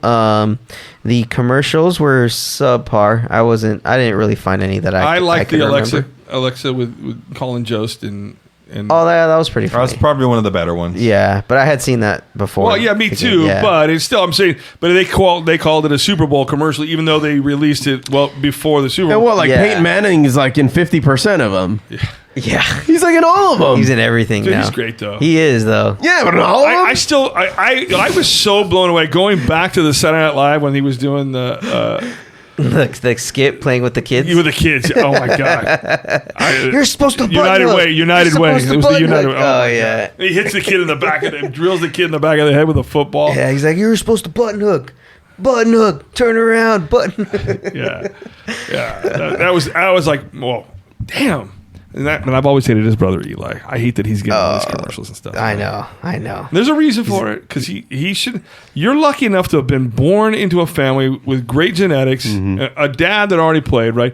And so many people work hard. I'm not saying that he didn't work hard. I'm not putting that down. But there's a system in place in the NFL to where the worst team gets the number one draft to try and create. So they're not always languishing in last place, that they can give their fan base some hope, right? Yeah. And so he's fortunate enough to be blessed with the skills, be fortunate enough blessed to go through college and become the number one draft. He should have played for the Chargers. I hated that he was able to force his way out of being drafted into a trade over to the Giants. And from that moment forward, I go, you're such a fucking prima donna. Fuck you. I don't ever want anything to do with you. A total fraud. I wanted that guy to. I wanted that guy to never win a Super Bowl. I don't want death on him, but I was hoping for an injury that would have been career ending. Dang. And he still could live and he could walk. He just couldn't play anymore. Hold on. That was your rival. So that's Zach. Was my rival. The Chargers. The Chargers. I don't care. It wasn't so much about the Chargers. It was just about speaking from a high place, dude. I was a fan of football. So then you're not very much a fan of what James Harden and like Ben Simmons have been doing. Oh, Ben Simmons is a bitch, dude. No, not Such at all. a little bitch. Not at all. And I just and listen. Okay, so we've got a strike where we're postponement of the spring training and everything with Emily. Listen, I think everybody has the right to try and earn as much as they can, right? And I think that with that being said, I think the owners of a professional league team should be able to make more than the players do. I'm sorry, I know there wouldn't be a league without the players, but if the owners didn't pay for the stadiums and the advertising and all the things that come with it, they wouldn't become the stars. Because one of the biggest blocking points is that they wanted to raise the minimum salary for in Major League Baseball. You know what the minimum salary was last year? It's like 100-something thousand. No. What? 570,500 was the minimum salary to be for an annual contract in Major League Baseball last year. They wanted the Major League Baseball Players Union wants to have it go up 30% up to $750,000 minimum salary. Mm-hmm. They were offered like a 7% to $600,000. I'm like, come on, man. Well, if you were really going to hold out on wages, hold out on the wages for the minor league players. Oh, dude. Yeah. You put some more money in the single A, double A, and triple A. Fuck you guys that are already making almost $1 million when you're not even playing at a minimum wage salary. You're probably not playing. You're just sitting on the bench and being practice squad. Come on, that is great. Don't get me wrong. I wish it was me. I wish I had that fucking kind of talent. But I mean, that's crazy to get. You're holding up a season for a $250,000 raise. Well, it's not just that. There's money. There's other arguments too. I know, but that's part of it, though. It's more money for the players. I mean, come on. I mean, I don't want to say I am a teacher. Okay, there are other professions in this world that give back to society. Yes, we need entertainment, right? We need to be distracted from the shitty moments in life like COVID and the shit that we can't do. But you're playing a game. You're playing. I'm haranguing everybody. I'm haranguing right now. Sorry about that. I'm going to get off my box here. No. Stay up there. Hold on. Yeah. No. It's all right, man. I'm going to jump off and hang myself. I'm a little sad right now. Holy shit! Whoa. My soapbox took a turn. I'm sorry. I don't like. They're entitled, man. $570,000 to sit on the bench. Well, so I understand that point of view. I'm all for everyone trying to make the dollar. I'm all for where the dollar goes to. But at the same time, I'm also for the human story and where these people are coming from. Because a lot of these people, there are kids where their parents been having them play club baseball for years. But then there are those, maybe only a handful of those that had to get baseball cleats at their own, or they didn't have baseball cleats growing up and they still got their way into the league in some way or shape or form. And they want that extra money to help take care of their parents. So that I mean, but remember, majority of those guys are in the minors. Like, they should play the minor guys better. Right. Like, these guys in the minors are getting paid 100, but like, then 70K to 100K a year. Yeah. But those there in like give them a raise. I understand that, but then again, that's not in the salary portion. What that should really go to is the owners, because each owner has to pay based off of their location and their local market. So they're not going to pay you top dollar, if especially a prospect, a low end prospect. They're not going to pay them that much money. They're going to try and have as low of a salary cap as possible, and not spend, because they want to have all that extra money from profit coming in from the marketing. But it's crazy though, because in that single A level, they're doing like foreign exchange students. They're asking people to house these players. Yeah. Because they're not even paying them enough to where they can cover they need rent. the money. They couldn't. You can't even like get 2 or 3 of them together to get an apartment because the money's so little. Yeah. But then again, they're in minor leagues. It's not just these owners of these teams. They don't own those farm teams. Those farm teams have their own separate ownership. Some of them, yes. Some of them do. There's only like a handful that are actually owned by the actual organization. They're affiliated with major league teams. So therefore, that affiliation should come with some backing, financial backing. I mean, if you don't want to pay them more, then go ahead and buy. They got enough money to buy some apartment complexes or a couple of units inside of an apartment complex, and house your players. So they have a place to live. You know how you solve all that? Salary cap. A salary cap will then not only you'll kind of median the market. You're not going to have these teams with these high end payrolls like the Dodgers, the Yankees, the Red Sox that are going to be paying these guys hundreds and hundreds of millions of dollars, saturating the market and keeping away from these low market teams. Then you're going to even out the market. You're going to even out the salary amongst them, and you're going to spread out the talent pool. These low market teams are going to finally have wouldn't some have talent. survived the 50s. Do you believe any of that shit? But that's what I'm saying. That's what the owners are trying to McCarthy fight would have for. eaten you alive, you commie. But they're the only last standing league that does not have a salary cap. The NHL has a salary cap. They do have some form of a salary cap. No, they don't. They have a luxury tax. They don't have a hard salary cap. Yeah, but you have to pay a tax for being over for so many years. Right. You get a little bit to go over, but then you have to pay. But what's a couple of extra million if you're going to pay? And that's why the Dodgers are paying a salary, the luxury tax. Don't you dare take away money from my beloved Dodgers. Fuck. But no, that's what I'm saying. That's the argument against. Not paying the minor leagues. That okay, let's have a limited salary cap and we'll spread the wealth out to all these teams that are low market teams like the Marlins or the Astros. Technically are a small market team. Or who else is another small? The Twins. The Minnesota Twins are a small market team, technically speaking. Royals. I love how well and competitive as a small market team the Oakland Athletics are. They are. Every year they have a quality product on the field. They may not win the big, the end of the season games, but man, they are competitive all year long. There's always some kind of compelling story from them. Right. And I think teams like the Florida Marlins and things like that, they need to learn from that shit. Yeah, it's not all about dollars and cents. It's a lot about pride with these people too, because a lot of the ownership don't want to budge. They don't want to give up. So I doubt we'll have baseball at least within the next month. I think this lockout's going to go on. It's all right. I don't start watching until the fall anyways. I don't start watching until August. Yeah. I mean, I might go to a game during the regular, the other part of the year, but I don't watch until it gets down to crunch. Well, I mean, we have NBA playoffs that are going to kind of keep our attention. Well, playoffs? Not LA, but Look everyone at that else has with the reference point real quick. Holy shit. Quicker than you think, Mark. Sorry, Steph. Whoa. Hey now. We're gonna segue a little here into the NBA now because we just had an All-Star weekend, and it wasn't really that exciting. Shit. I mean, dude, the dunk contest looked like shit. I mean, even the people that were calling it, like Dwayne Wade, he was like doing his own little like ratings on it. He's like, bro, I give this entire dunk contest a 6 out of 10.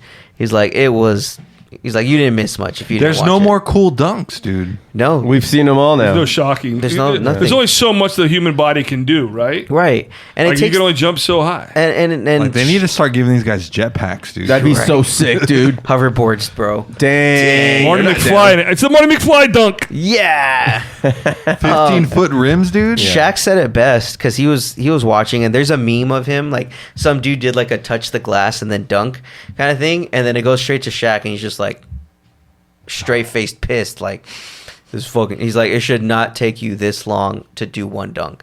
So it takes them like 15 minutes just to perform one dunk, and it's at that point it's like because of all the prep. Yeah, well, they get 3 tries now. Yeah, so it's like they missed like 2 times in a row, and then on the third time it's like, yeah, they get it. It's like, okay, like is that really what you were really trying this whole time? Like something that it seems so simple, but I mean it's because we're spoiled.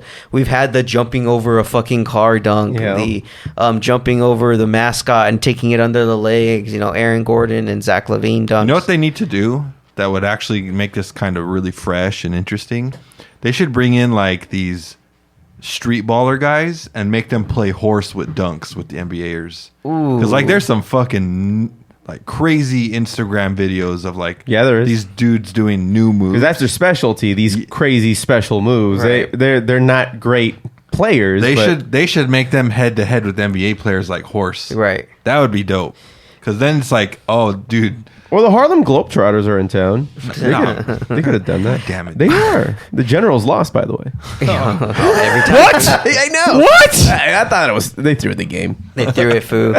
You mean with that bucket of confetti and not water? Shaving points, Foo. The Generals are shaving points. That's there. It's conspiracy, dude. Conspiracy. I don't know. I don't like it.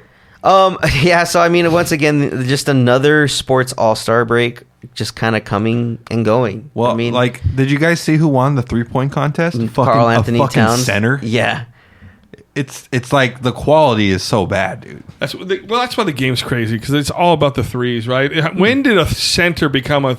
When did they Tony allow Kukoc? Right? When did they allow a center to start? Tony Kukoc became being the center shooting threes, but. Man, centers are supposed to be down low, hanging and banging and just bullying their way to the hole and dunking on people. What the hell's a center doing 3-point shots for? Now they're all Sean Bradleys, dude. Oh, no. Oh, shit. 7'6" Mormon coming at you. Skinny as fuck. Yeah. I don't know who was skinnier, Manute Bol or him. I don't know. Manute Bol. I think Manute Bol. Manute Bol, man. But Manute Bol killed a lion as a child. Well, yeah. To become a man. So I got to give that to him. I mean, what did Sean Bradley do? Went on pilgrimage? What do they call that? He went on a mission. He went on a mission. He spread the word. To the dangerous cities of P-Town, Pomona. Who's he in Pomona? That's because that's scary shit right That's there. really scary, man. That's scary dangerous, shit right more there. dangerous than the jungle. Conquer jungle. Oh. Yes, sir. I mean, that is a true story. You know that about Manute Bol, right? That he had to kill. Josie, did you know had that? to kill a lion? Yeah. I didn't That's want crazy. I didn't want to. Yes, I knew that. Okay. All right. Yeah. So, Mark, do you have anything you would like to gripe about in sports? Gripe? No, I'm just, I know you guys don't ever touch on it, but I love soccer. Football. Oh, yeah, Football. Me encanta fútbol. Open wide for some soccer! The Continental Soccer Association is coming to Springfield. It's all here. Fast kicking, low scoring, and ties. You bet. Shit talking about soccer. I have to play that every That's time. okay. That's cool. But I'm excited about World Cup. It's crazy that Canada is top of the table for me. That they're the best team in CONCACAF right now. Canada. What? Really? Yes. Oh, Joe C doesn't like this, dude. What are you talking about? Foo, we all know your hate for Canada. I love Canada. Our brothers America's from the top Great hat? White North. America's top hat. Right. He wants America to be bald. He says, "Fuck the Maple." No, I Leaf, never Foo. did. Wait, hey. Never Well, did. that was almost a near damn offense. My last name's Maples. I'm just saying, Dude, he doesn't want kill the he messenger. doesn't This want guy- maple syrup on pancakes. He wants agave. Oh, This guy's just totally I thought against you were going to go with boysen. I get a boysenberry syrup, for God's sakes. No, Can we all he's a just bad open man. wide for some soccer? Listen, I know. So the truth is, I'm excited. We should qualify for because it was such an embarrassment not to qualify for the last World Cup. And it's although being in Qatar is an absolute sham. That's It's an bullshit that absolute they get sham. it twice. What in the last 20 years? Or Qatar? 10? Qatar got it before. No, this is the first time getting it. No. It's the I first thought time they got it before. No, it's the first time that a Middle Eastern country's had the World Cup. But like there's been all kinds of deaths surrounding trying to build the stadiums. And it's just a sham. It was a money play because they have a lot of money and they paid for it, and it's gonna be fucking blistering hot. It's a lot of there's a lot of bullshit that goes in with FIFA and all that kind of stuff. But I still love watching the games. World Cup. Yeah. And it's gonna suck because I think that means I'm gonna have to be up at like 2 o'clock in the morning to go Just to watch something. I'll be like, I'm hoping that it's not school's not in session because if so, I'll be going like taking days off.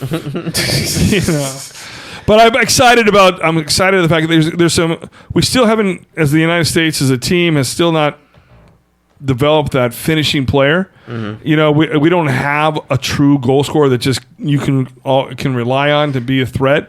I mean, Canada, he was out in the game that we played him, but that guy's playing in Europe, and that guy's just killing it in the Premier League. And so it's exciting, and it's nice to see that Mexico. Sorry, I love Mexican people, and I love Mexico. I have great memories of being in Mexico, but I hate their soccer fans and things like that. I mean, they just talk a lot of shit. Yep. They throw piss bombs, in the stadium. Yeah. So I don't really care for. And then of course we have the chants that they do. That, so. But I've had some experiences, and I've made some bad choices. Being an American fan at a U.S. Mexico soccer game at the Rose Bowl, where it was 90,000 to 10,000. Well, that's the place where you go to make mistakes. Yeah. Roswell, right? I thought it was Vegas. I thought it was Las Vegas where you were supposed to go. The Bruins make mistakes there all the time. About 6 to 8 times a year. But I'm excited. Anybody else excited about the World Cup? Anybody care? I do. I love the World Cup. I think I'm one of the I would few argue that soccer that's fans probably here. the only time I watch soccer is when the World Cup's coming through. World Cup or Olympics for me is when I usually. But I watch like the Euro League. I watch Me too. The Champions League. Especially now that Messi went over to PSG. I think that was a mistake. It's a weaker league. It wasn't a mistake for Messi because he needed to get out of Barcelona. Yeah, Barcelona was not he doing could have gone. anything. He could have gone to the Premier League. I think it's a step down in quality in that league. The French Ligue 1 is a step down in quality from the Spanish Primera Division or the Premier League in England.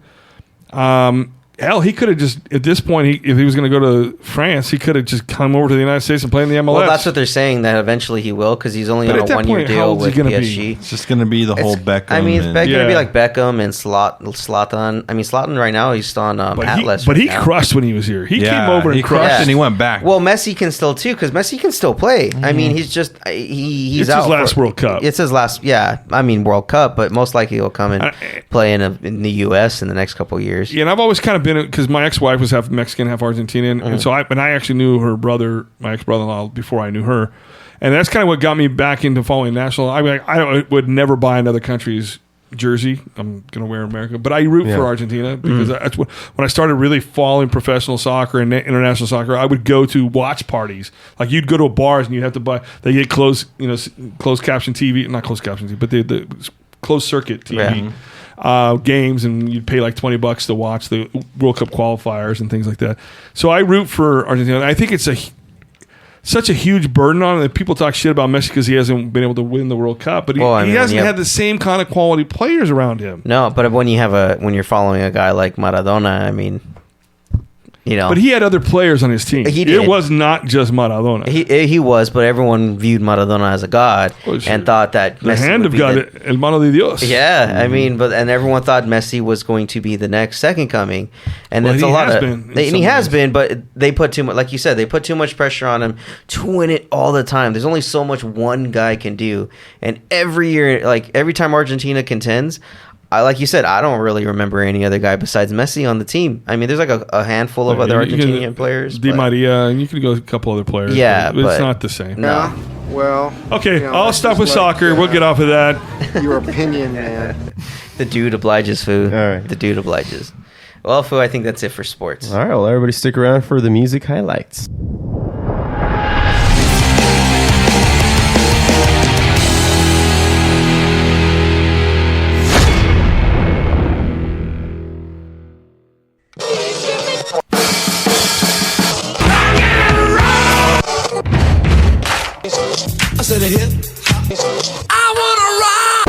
Well, on tap today for the music highlights, Mark, you brought something in for us to play from a band that you're friendly with, a band called Done Messed Up. Done Messed Up, yes. It's Bryce Ladler. Mm-hmm. He was a former guest on Under the Covers with Mark with his brothers. His brother and him had a band called Three-Headed Monster. Kind of real heavy, like rock and metal, like especially with Three-Headed Monster. Mm-hmm. And I think in the song that you hear, it's the only song that's been released at this moment. It's just odd enough that we were talking about coming. I was verifying that we were going to still do this today, and he hit me up. And hey, man, I'm releasing a new album on Tuesday. It's going to be on iTunes. Right now, there's only one song you can get a hold of. And I go, hey, man, do we have permission to use that on the Fubar show? Like, I'm going to go do a podcast. And he goes, yeah, please, feel free. So we have complete, licensing. There's no licensing issues. It is on iTunes, but I listen. You're going to hear. He's a great drummer. He's a drummer. His kick bass, his double kick bass. It's a cool track. I really enjoyed it. It comes through. Yeah. It's not as heavy as what the Three-Headed Monster stuff was, but it's just nice. I didn't know if I was going to participate, be able to bring a song in. And it was just kind of weird that it worked out that way. And you said, okay, we'll use it. So I hope people like it. And like I said, it's going to be the whole album drops on iTunes and other platforms on Tuesday. Right. So what is that? That's the 22nd. 22nd day right after President's Day. That's right. On Tuesday. On Tuesday too. Holy shit. Well, on Tuesday, everybody check out Done Messed Up. This is their album, Me, Myself, and a Few Other People. The song is called Better You Than Me.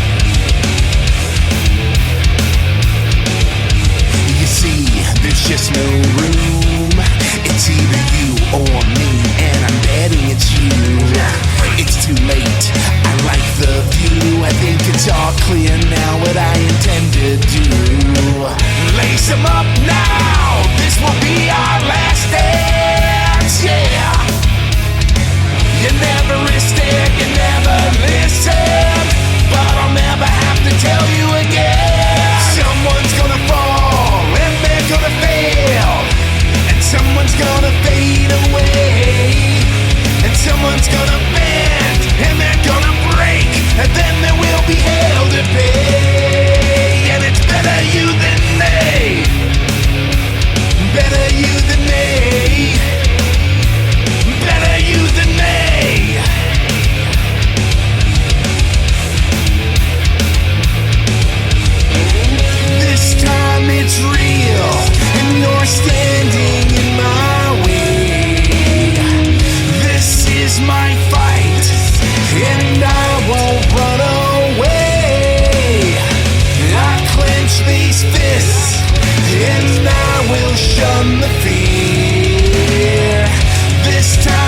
it's real. This time you disappear.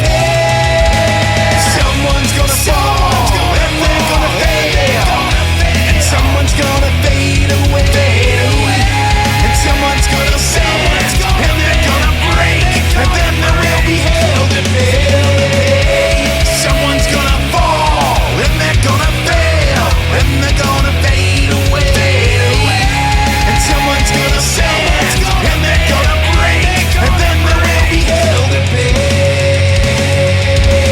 Better, better, better, better, better, better, better you than me. Better you than me.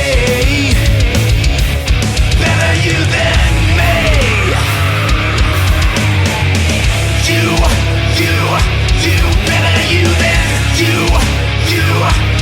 better you than you, better you than me. That's pretty sick, man. You see, it's funny because you can hear the double bass and he's muted it because when you listen to some of his older stuff, that double bass really comes through. But you can hear that he's really a great drummer. I got to see him perform live.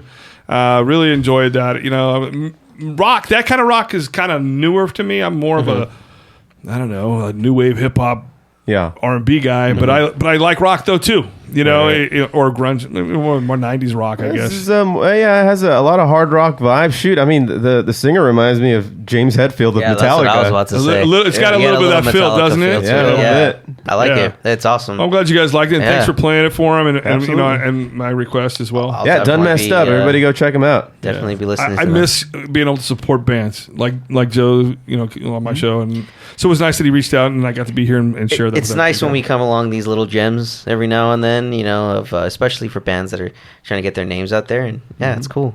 I like that. Thank you.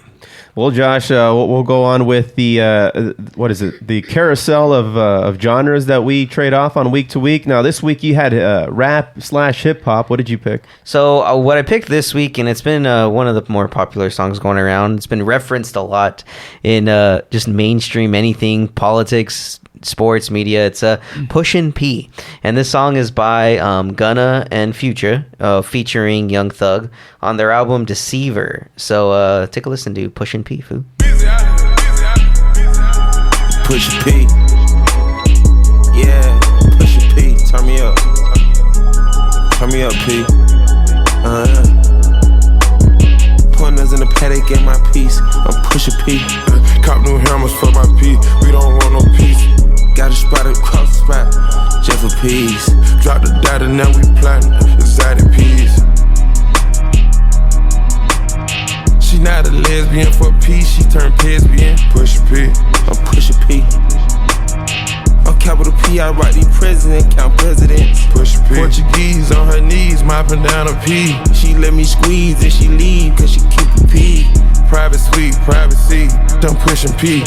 Purple paint, pink. Pushin P, Pushin P, I'm Pushin P, Pushin P, I'm Pushin P, yeah. Pushin P, I'm Pushin P, Pushin P, I'm Pushin P, yeah. I'm Papa P, I'm paranoid. I can't sleep, my pockets deep. Got rest on me, why they watching me? Pushin P, man. Pushin P, Foo. Pushing some P with the capital P. I like it. That bass was fat. Foo, all I picture is just bumping bumping a shitty truck down the street, just with my rattling. I was just gonna say it was gonna crack some windows. Yeah. A little mini truck's gonna lose its window. Ryan reminds me of my old trap days. I used to just listening to Boys in the Hood. Well, up next, I had rock for this one, and this is a band that I've been checking out a lot lately. This whole album, Glow On, is by a band called Turnstile. You're going to see them a lot in the next few years in a lot of rock festivals, and they're just getting out there, man. This is a song from their album, like I just said, Glow On, called Mystery.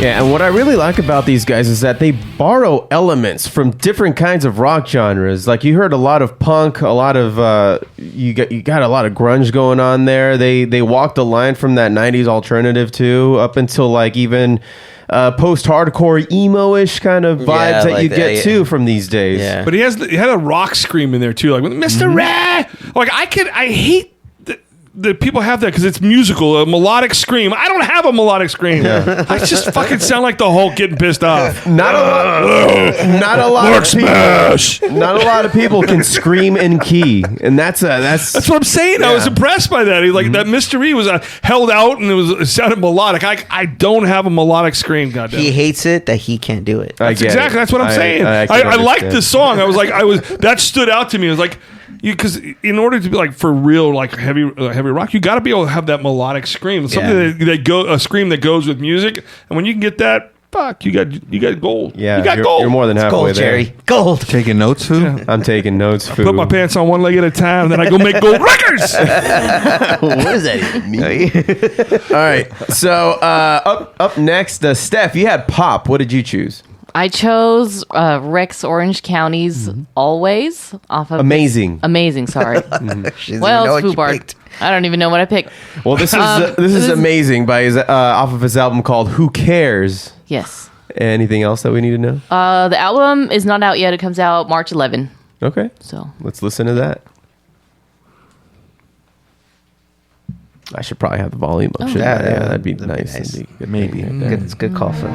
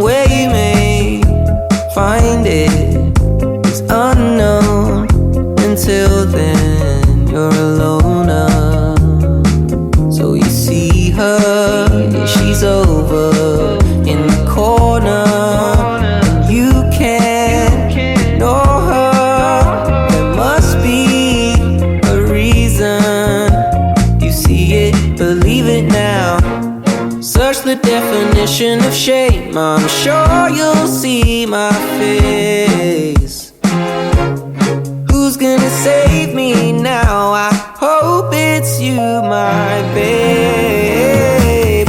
Don't change a thing, you are amazing. I can't believe you come and save me. You can stay here, spend every day here. I don't mind.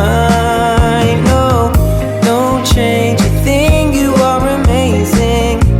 I can't believe you've come and saved me. You can stay here, spend every day here. I don't mind. Yeah, I like that this song is really on brand with Rex Orange County. If you're familiar with his music, a lot of it is very much this type of tempo. And coming from the UK, man, it just pisses me off how somebody like him isn't more bigger than like an Ed Sheeran, who's very vanilla in my opinion. I don't know how you guys feel about that, but you just dissed Ed. Excuse me, dissed Ed, Foo. He did. He said, "Fuck the redheaded Ed." Dang. Is that what I said? That's what I heard, Foo. That's exactly what I was surprised. I was waiting for the drop because it was pop, right? And I started off with all the violins, and I'm like, okay, that's a different kind of pop, like a New York, like an orchestra pop. It's very easy listening. Yeah. And then it came in with the bass lines underneath, and then I was like, okay, cool. And I'll be honest, it's not that I didn't like it. I was surprised that it had that little bit of a whine to it because the way the music was playing, I was expecting more of an upbeat, like lyrically speaking, he's asking for forgiveness, shame, and you look up shame as, the definition, you're going to see me. So I wasn't really expecting that kind of that sad vibe to it, because everything about it was I was starting to feel uplifted, like musically, and then lyrically. He does that a lot. Yeah. So and I'm not saying it was bad. Those are the surprises for me as I was thinking, because I hadn't heard it before. So this is what you hear in Whole Foods. So when you're not buying anything, Mark, you feel shame. You're like, fuck, I gotta buy something. or I gotta put the cookies back down. That's the shame that I'm feeling. Like, that boy, gotta put those down. No cookies today. No cookies. Have you guys seen what the pictures of people leaving like a case of beer by like the baby formula, and then the caption was always like, somebody had to make a decision today. No, I haven't seen that. That's great. Kids gotta eat. I love it. Well, last but not least, this week in music history, this week in 1968, Otis Redding had his first entry on the UK singles chart when Sittin' on the Dock of the Bay entered the chart. It went on to be number 3 hit. The song became the first posthumous single to top the charts in the US. So we'll go ahead and play. Again, this is my excuse to play old cool shit. This is my excuse to play Otis Redding. So let's listen to Sittin' on the Dock of the Bay.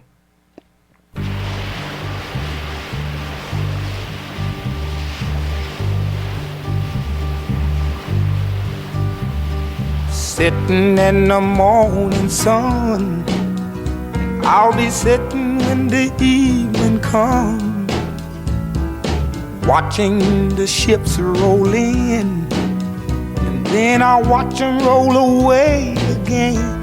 Yeah, I'm sitting on the dock of the bay, watching the tide roll away. Just sitting on the dock of the bay, wasting time.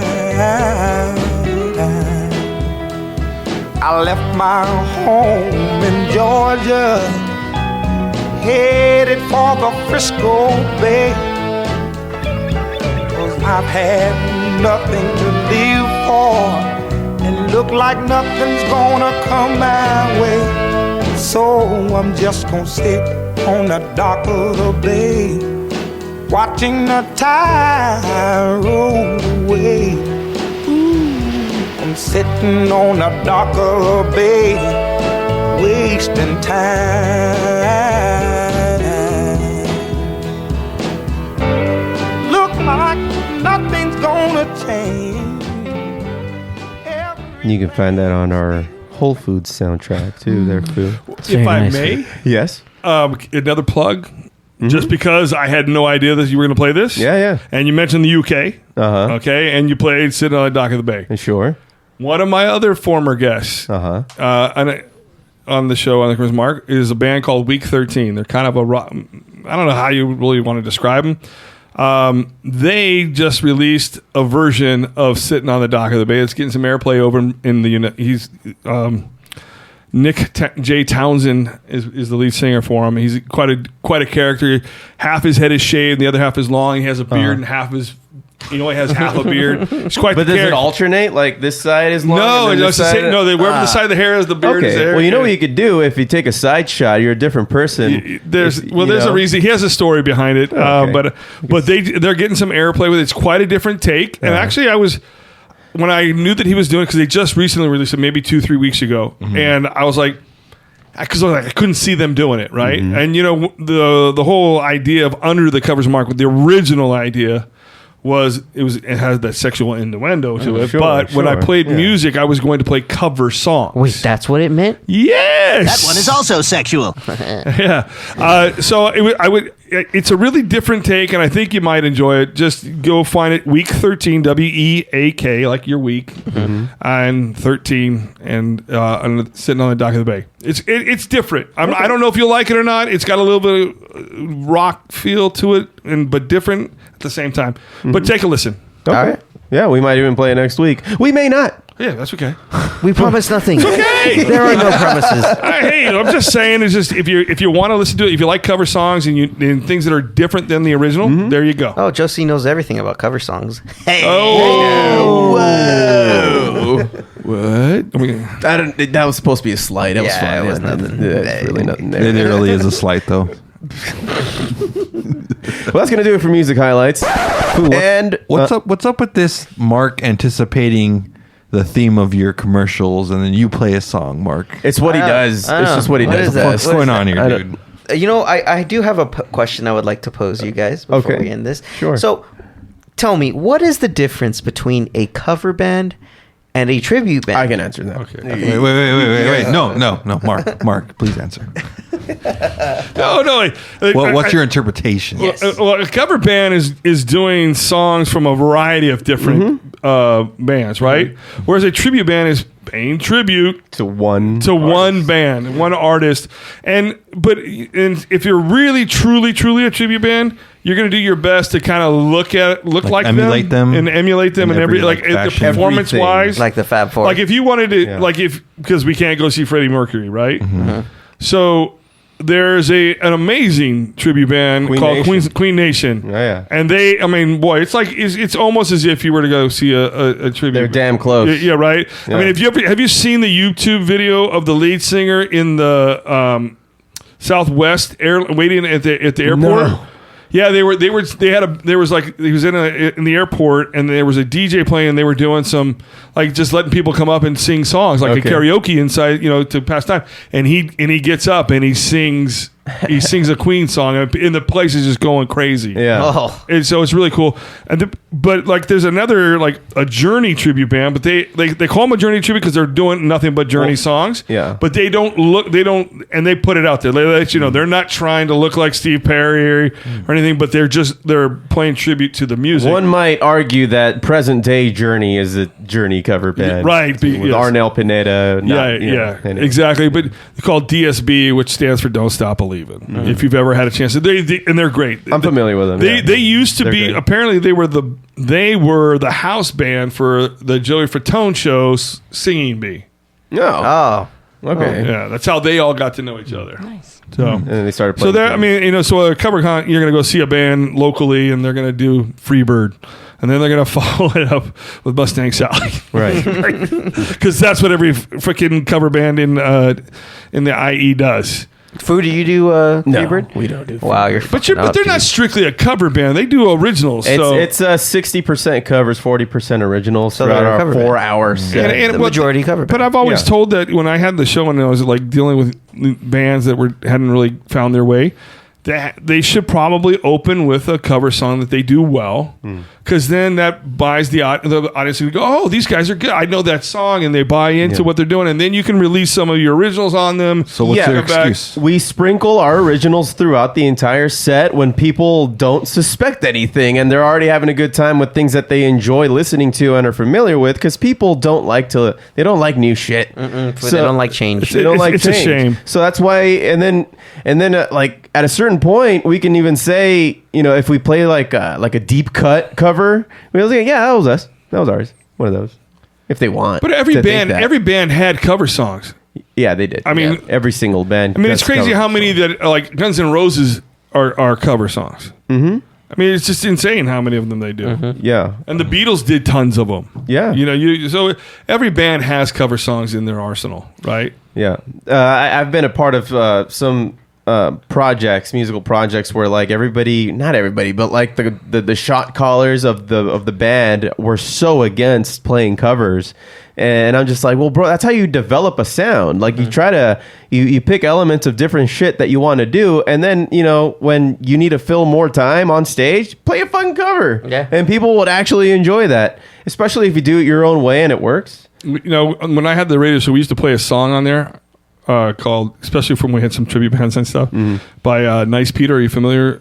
It's a song called... I hear it told to me often, but... cover band Suck Dick. Okay. Have you ever heard it? No. Oh. No, people just say, Nice Peter. Yeah, Nice Peter. That's usually what you hear? No. Let's see, hold on.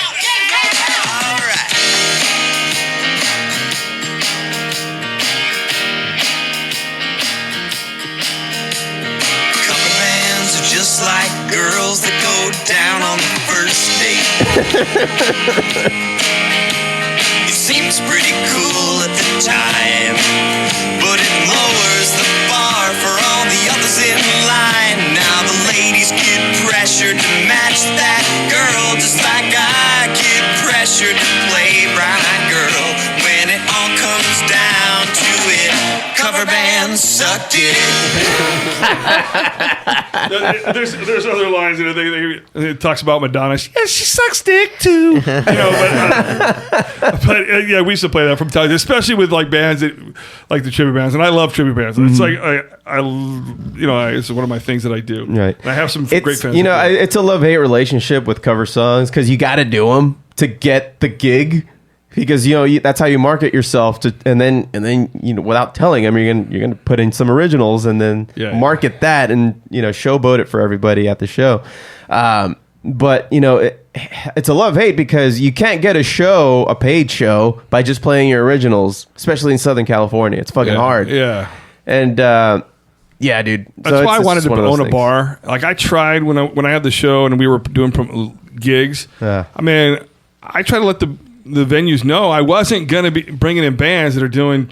I mean, they might do a couple cover songs, but I was bringing in original bands. I really wanted to create a West Coast kind of like CBGB someplace, like whatever venue would let me bring in bands and different varieties, right? Just find wherever there was talent. There's so much talent out there that doesn't get a chance to be heard, and we got to have fucking open minds, man. Mm-hmm. We have to. People get stuck in their genres and things like that. Their hairstyles stay the fucking same. They don't change. They don't grow. Those shitty gatekeepers. And the idea, and it's the idea that there's not good music, new music out there is just bullshit. Yeah, it's all over the place. It's bullshit. And like when we had the Route 66 was a bar in Rancho. It's not there anymore. They did a great job. It was a great venue, and I was having some bands. Some of them are cutting their teeth, and they're not completely polished yet, but there's something there, and. There was nobody there, and the bands were coming. And the owners, I got to put the DJ on. Nobody's dancing. There was nobody. I've been in here before. I've never seen anybody fucking dance. And then the DJ would come on, and still nobody's dancing. Yeah. Don't fucking interrupt my bands. I told you I was bringing in bands. It wasn't, let the early ones. I got great bands that are going to finish out the show because you put the people that are new at the beginning, and then you close with the heavy hitters. What the fuck? You guys did my show at the Dave and Buster's. Yeah. Right. Yeah. I mean. I hate that the bands are forced to do nothing but covers. Well, and you know what? Nobody would know this who isn't in a band, at least a band like mine. We get invited by a venue who's also happens to be a restaurant. We just did this recently up in, I think, the Rancho area. And then at a certain point, like during the first set, motherfucker comes up to he's like, "Can you turn it down?" No, dude, we can't turn it down. You gotta put a fucking volume knob on the drum kit now. Like, no. If you didn't want bands, don't hire bands. Get a DJ like everybody else. But don't give a shit and then make us feel like we're inadequate. That was the venue. The venue, the guy who booked us, because they couldn't take phone orders. It's like, well. Don't take phone orders. Put the phone in another room, or go outside. Who takes phone orders these days? Don't they do it all online? Listen, app. I could have been a dick, but I wasn't. I held my tongue like a champ. What'd you say, Foo? Tell us. I said okay, and then we didn't touch a knob. We just kept playing. Cause fuck them, dude. Fuck yeah. So, cause it would have compromised the quality, the balance of the sound. Cause we balance before we go on. You're not gonna be able to, turn down a drummer. Especially a badass drummer like ours. He's hitting those things pretty hard. Mm-hmm. So we're not going to ask him to play softer because I don't know if you know this about drummers, but if you ask a drummer to play softer, they're going to play slower. It's a thing. Yeah, it's a real skill to be able to play softer. Yeah, it's a skill, complete different skill, man. Yeah, because Blaine would get pissed off when I bring in bands on the show. Oh, too much drums, it's too loud. I'm like, fucking relax, man. Relax, just fucking let it be. We gotta put pads on. I'm like, what do we gotta fucking put pads on for? Come on, fuck. Anyway, what are you on that time of the month? You need pads? What the fuck?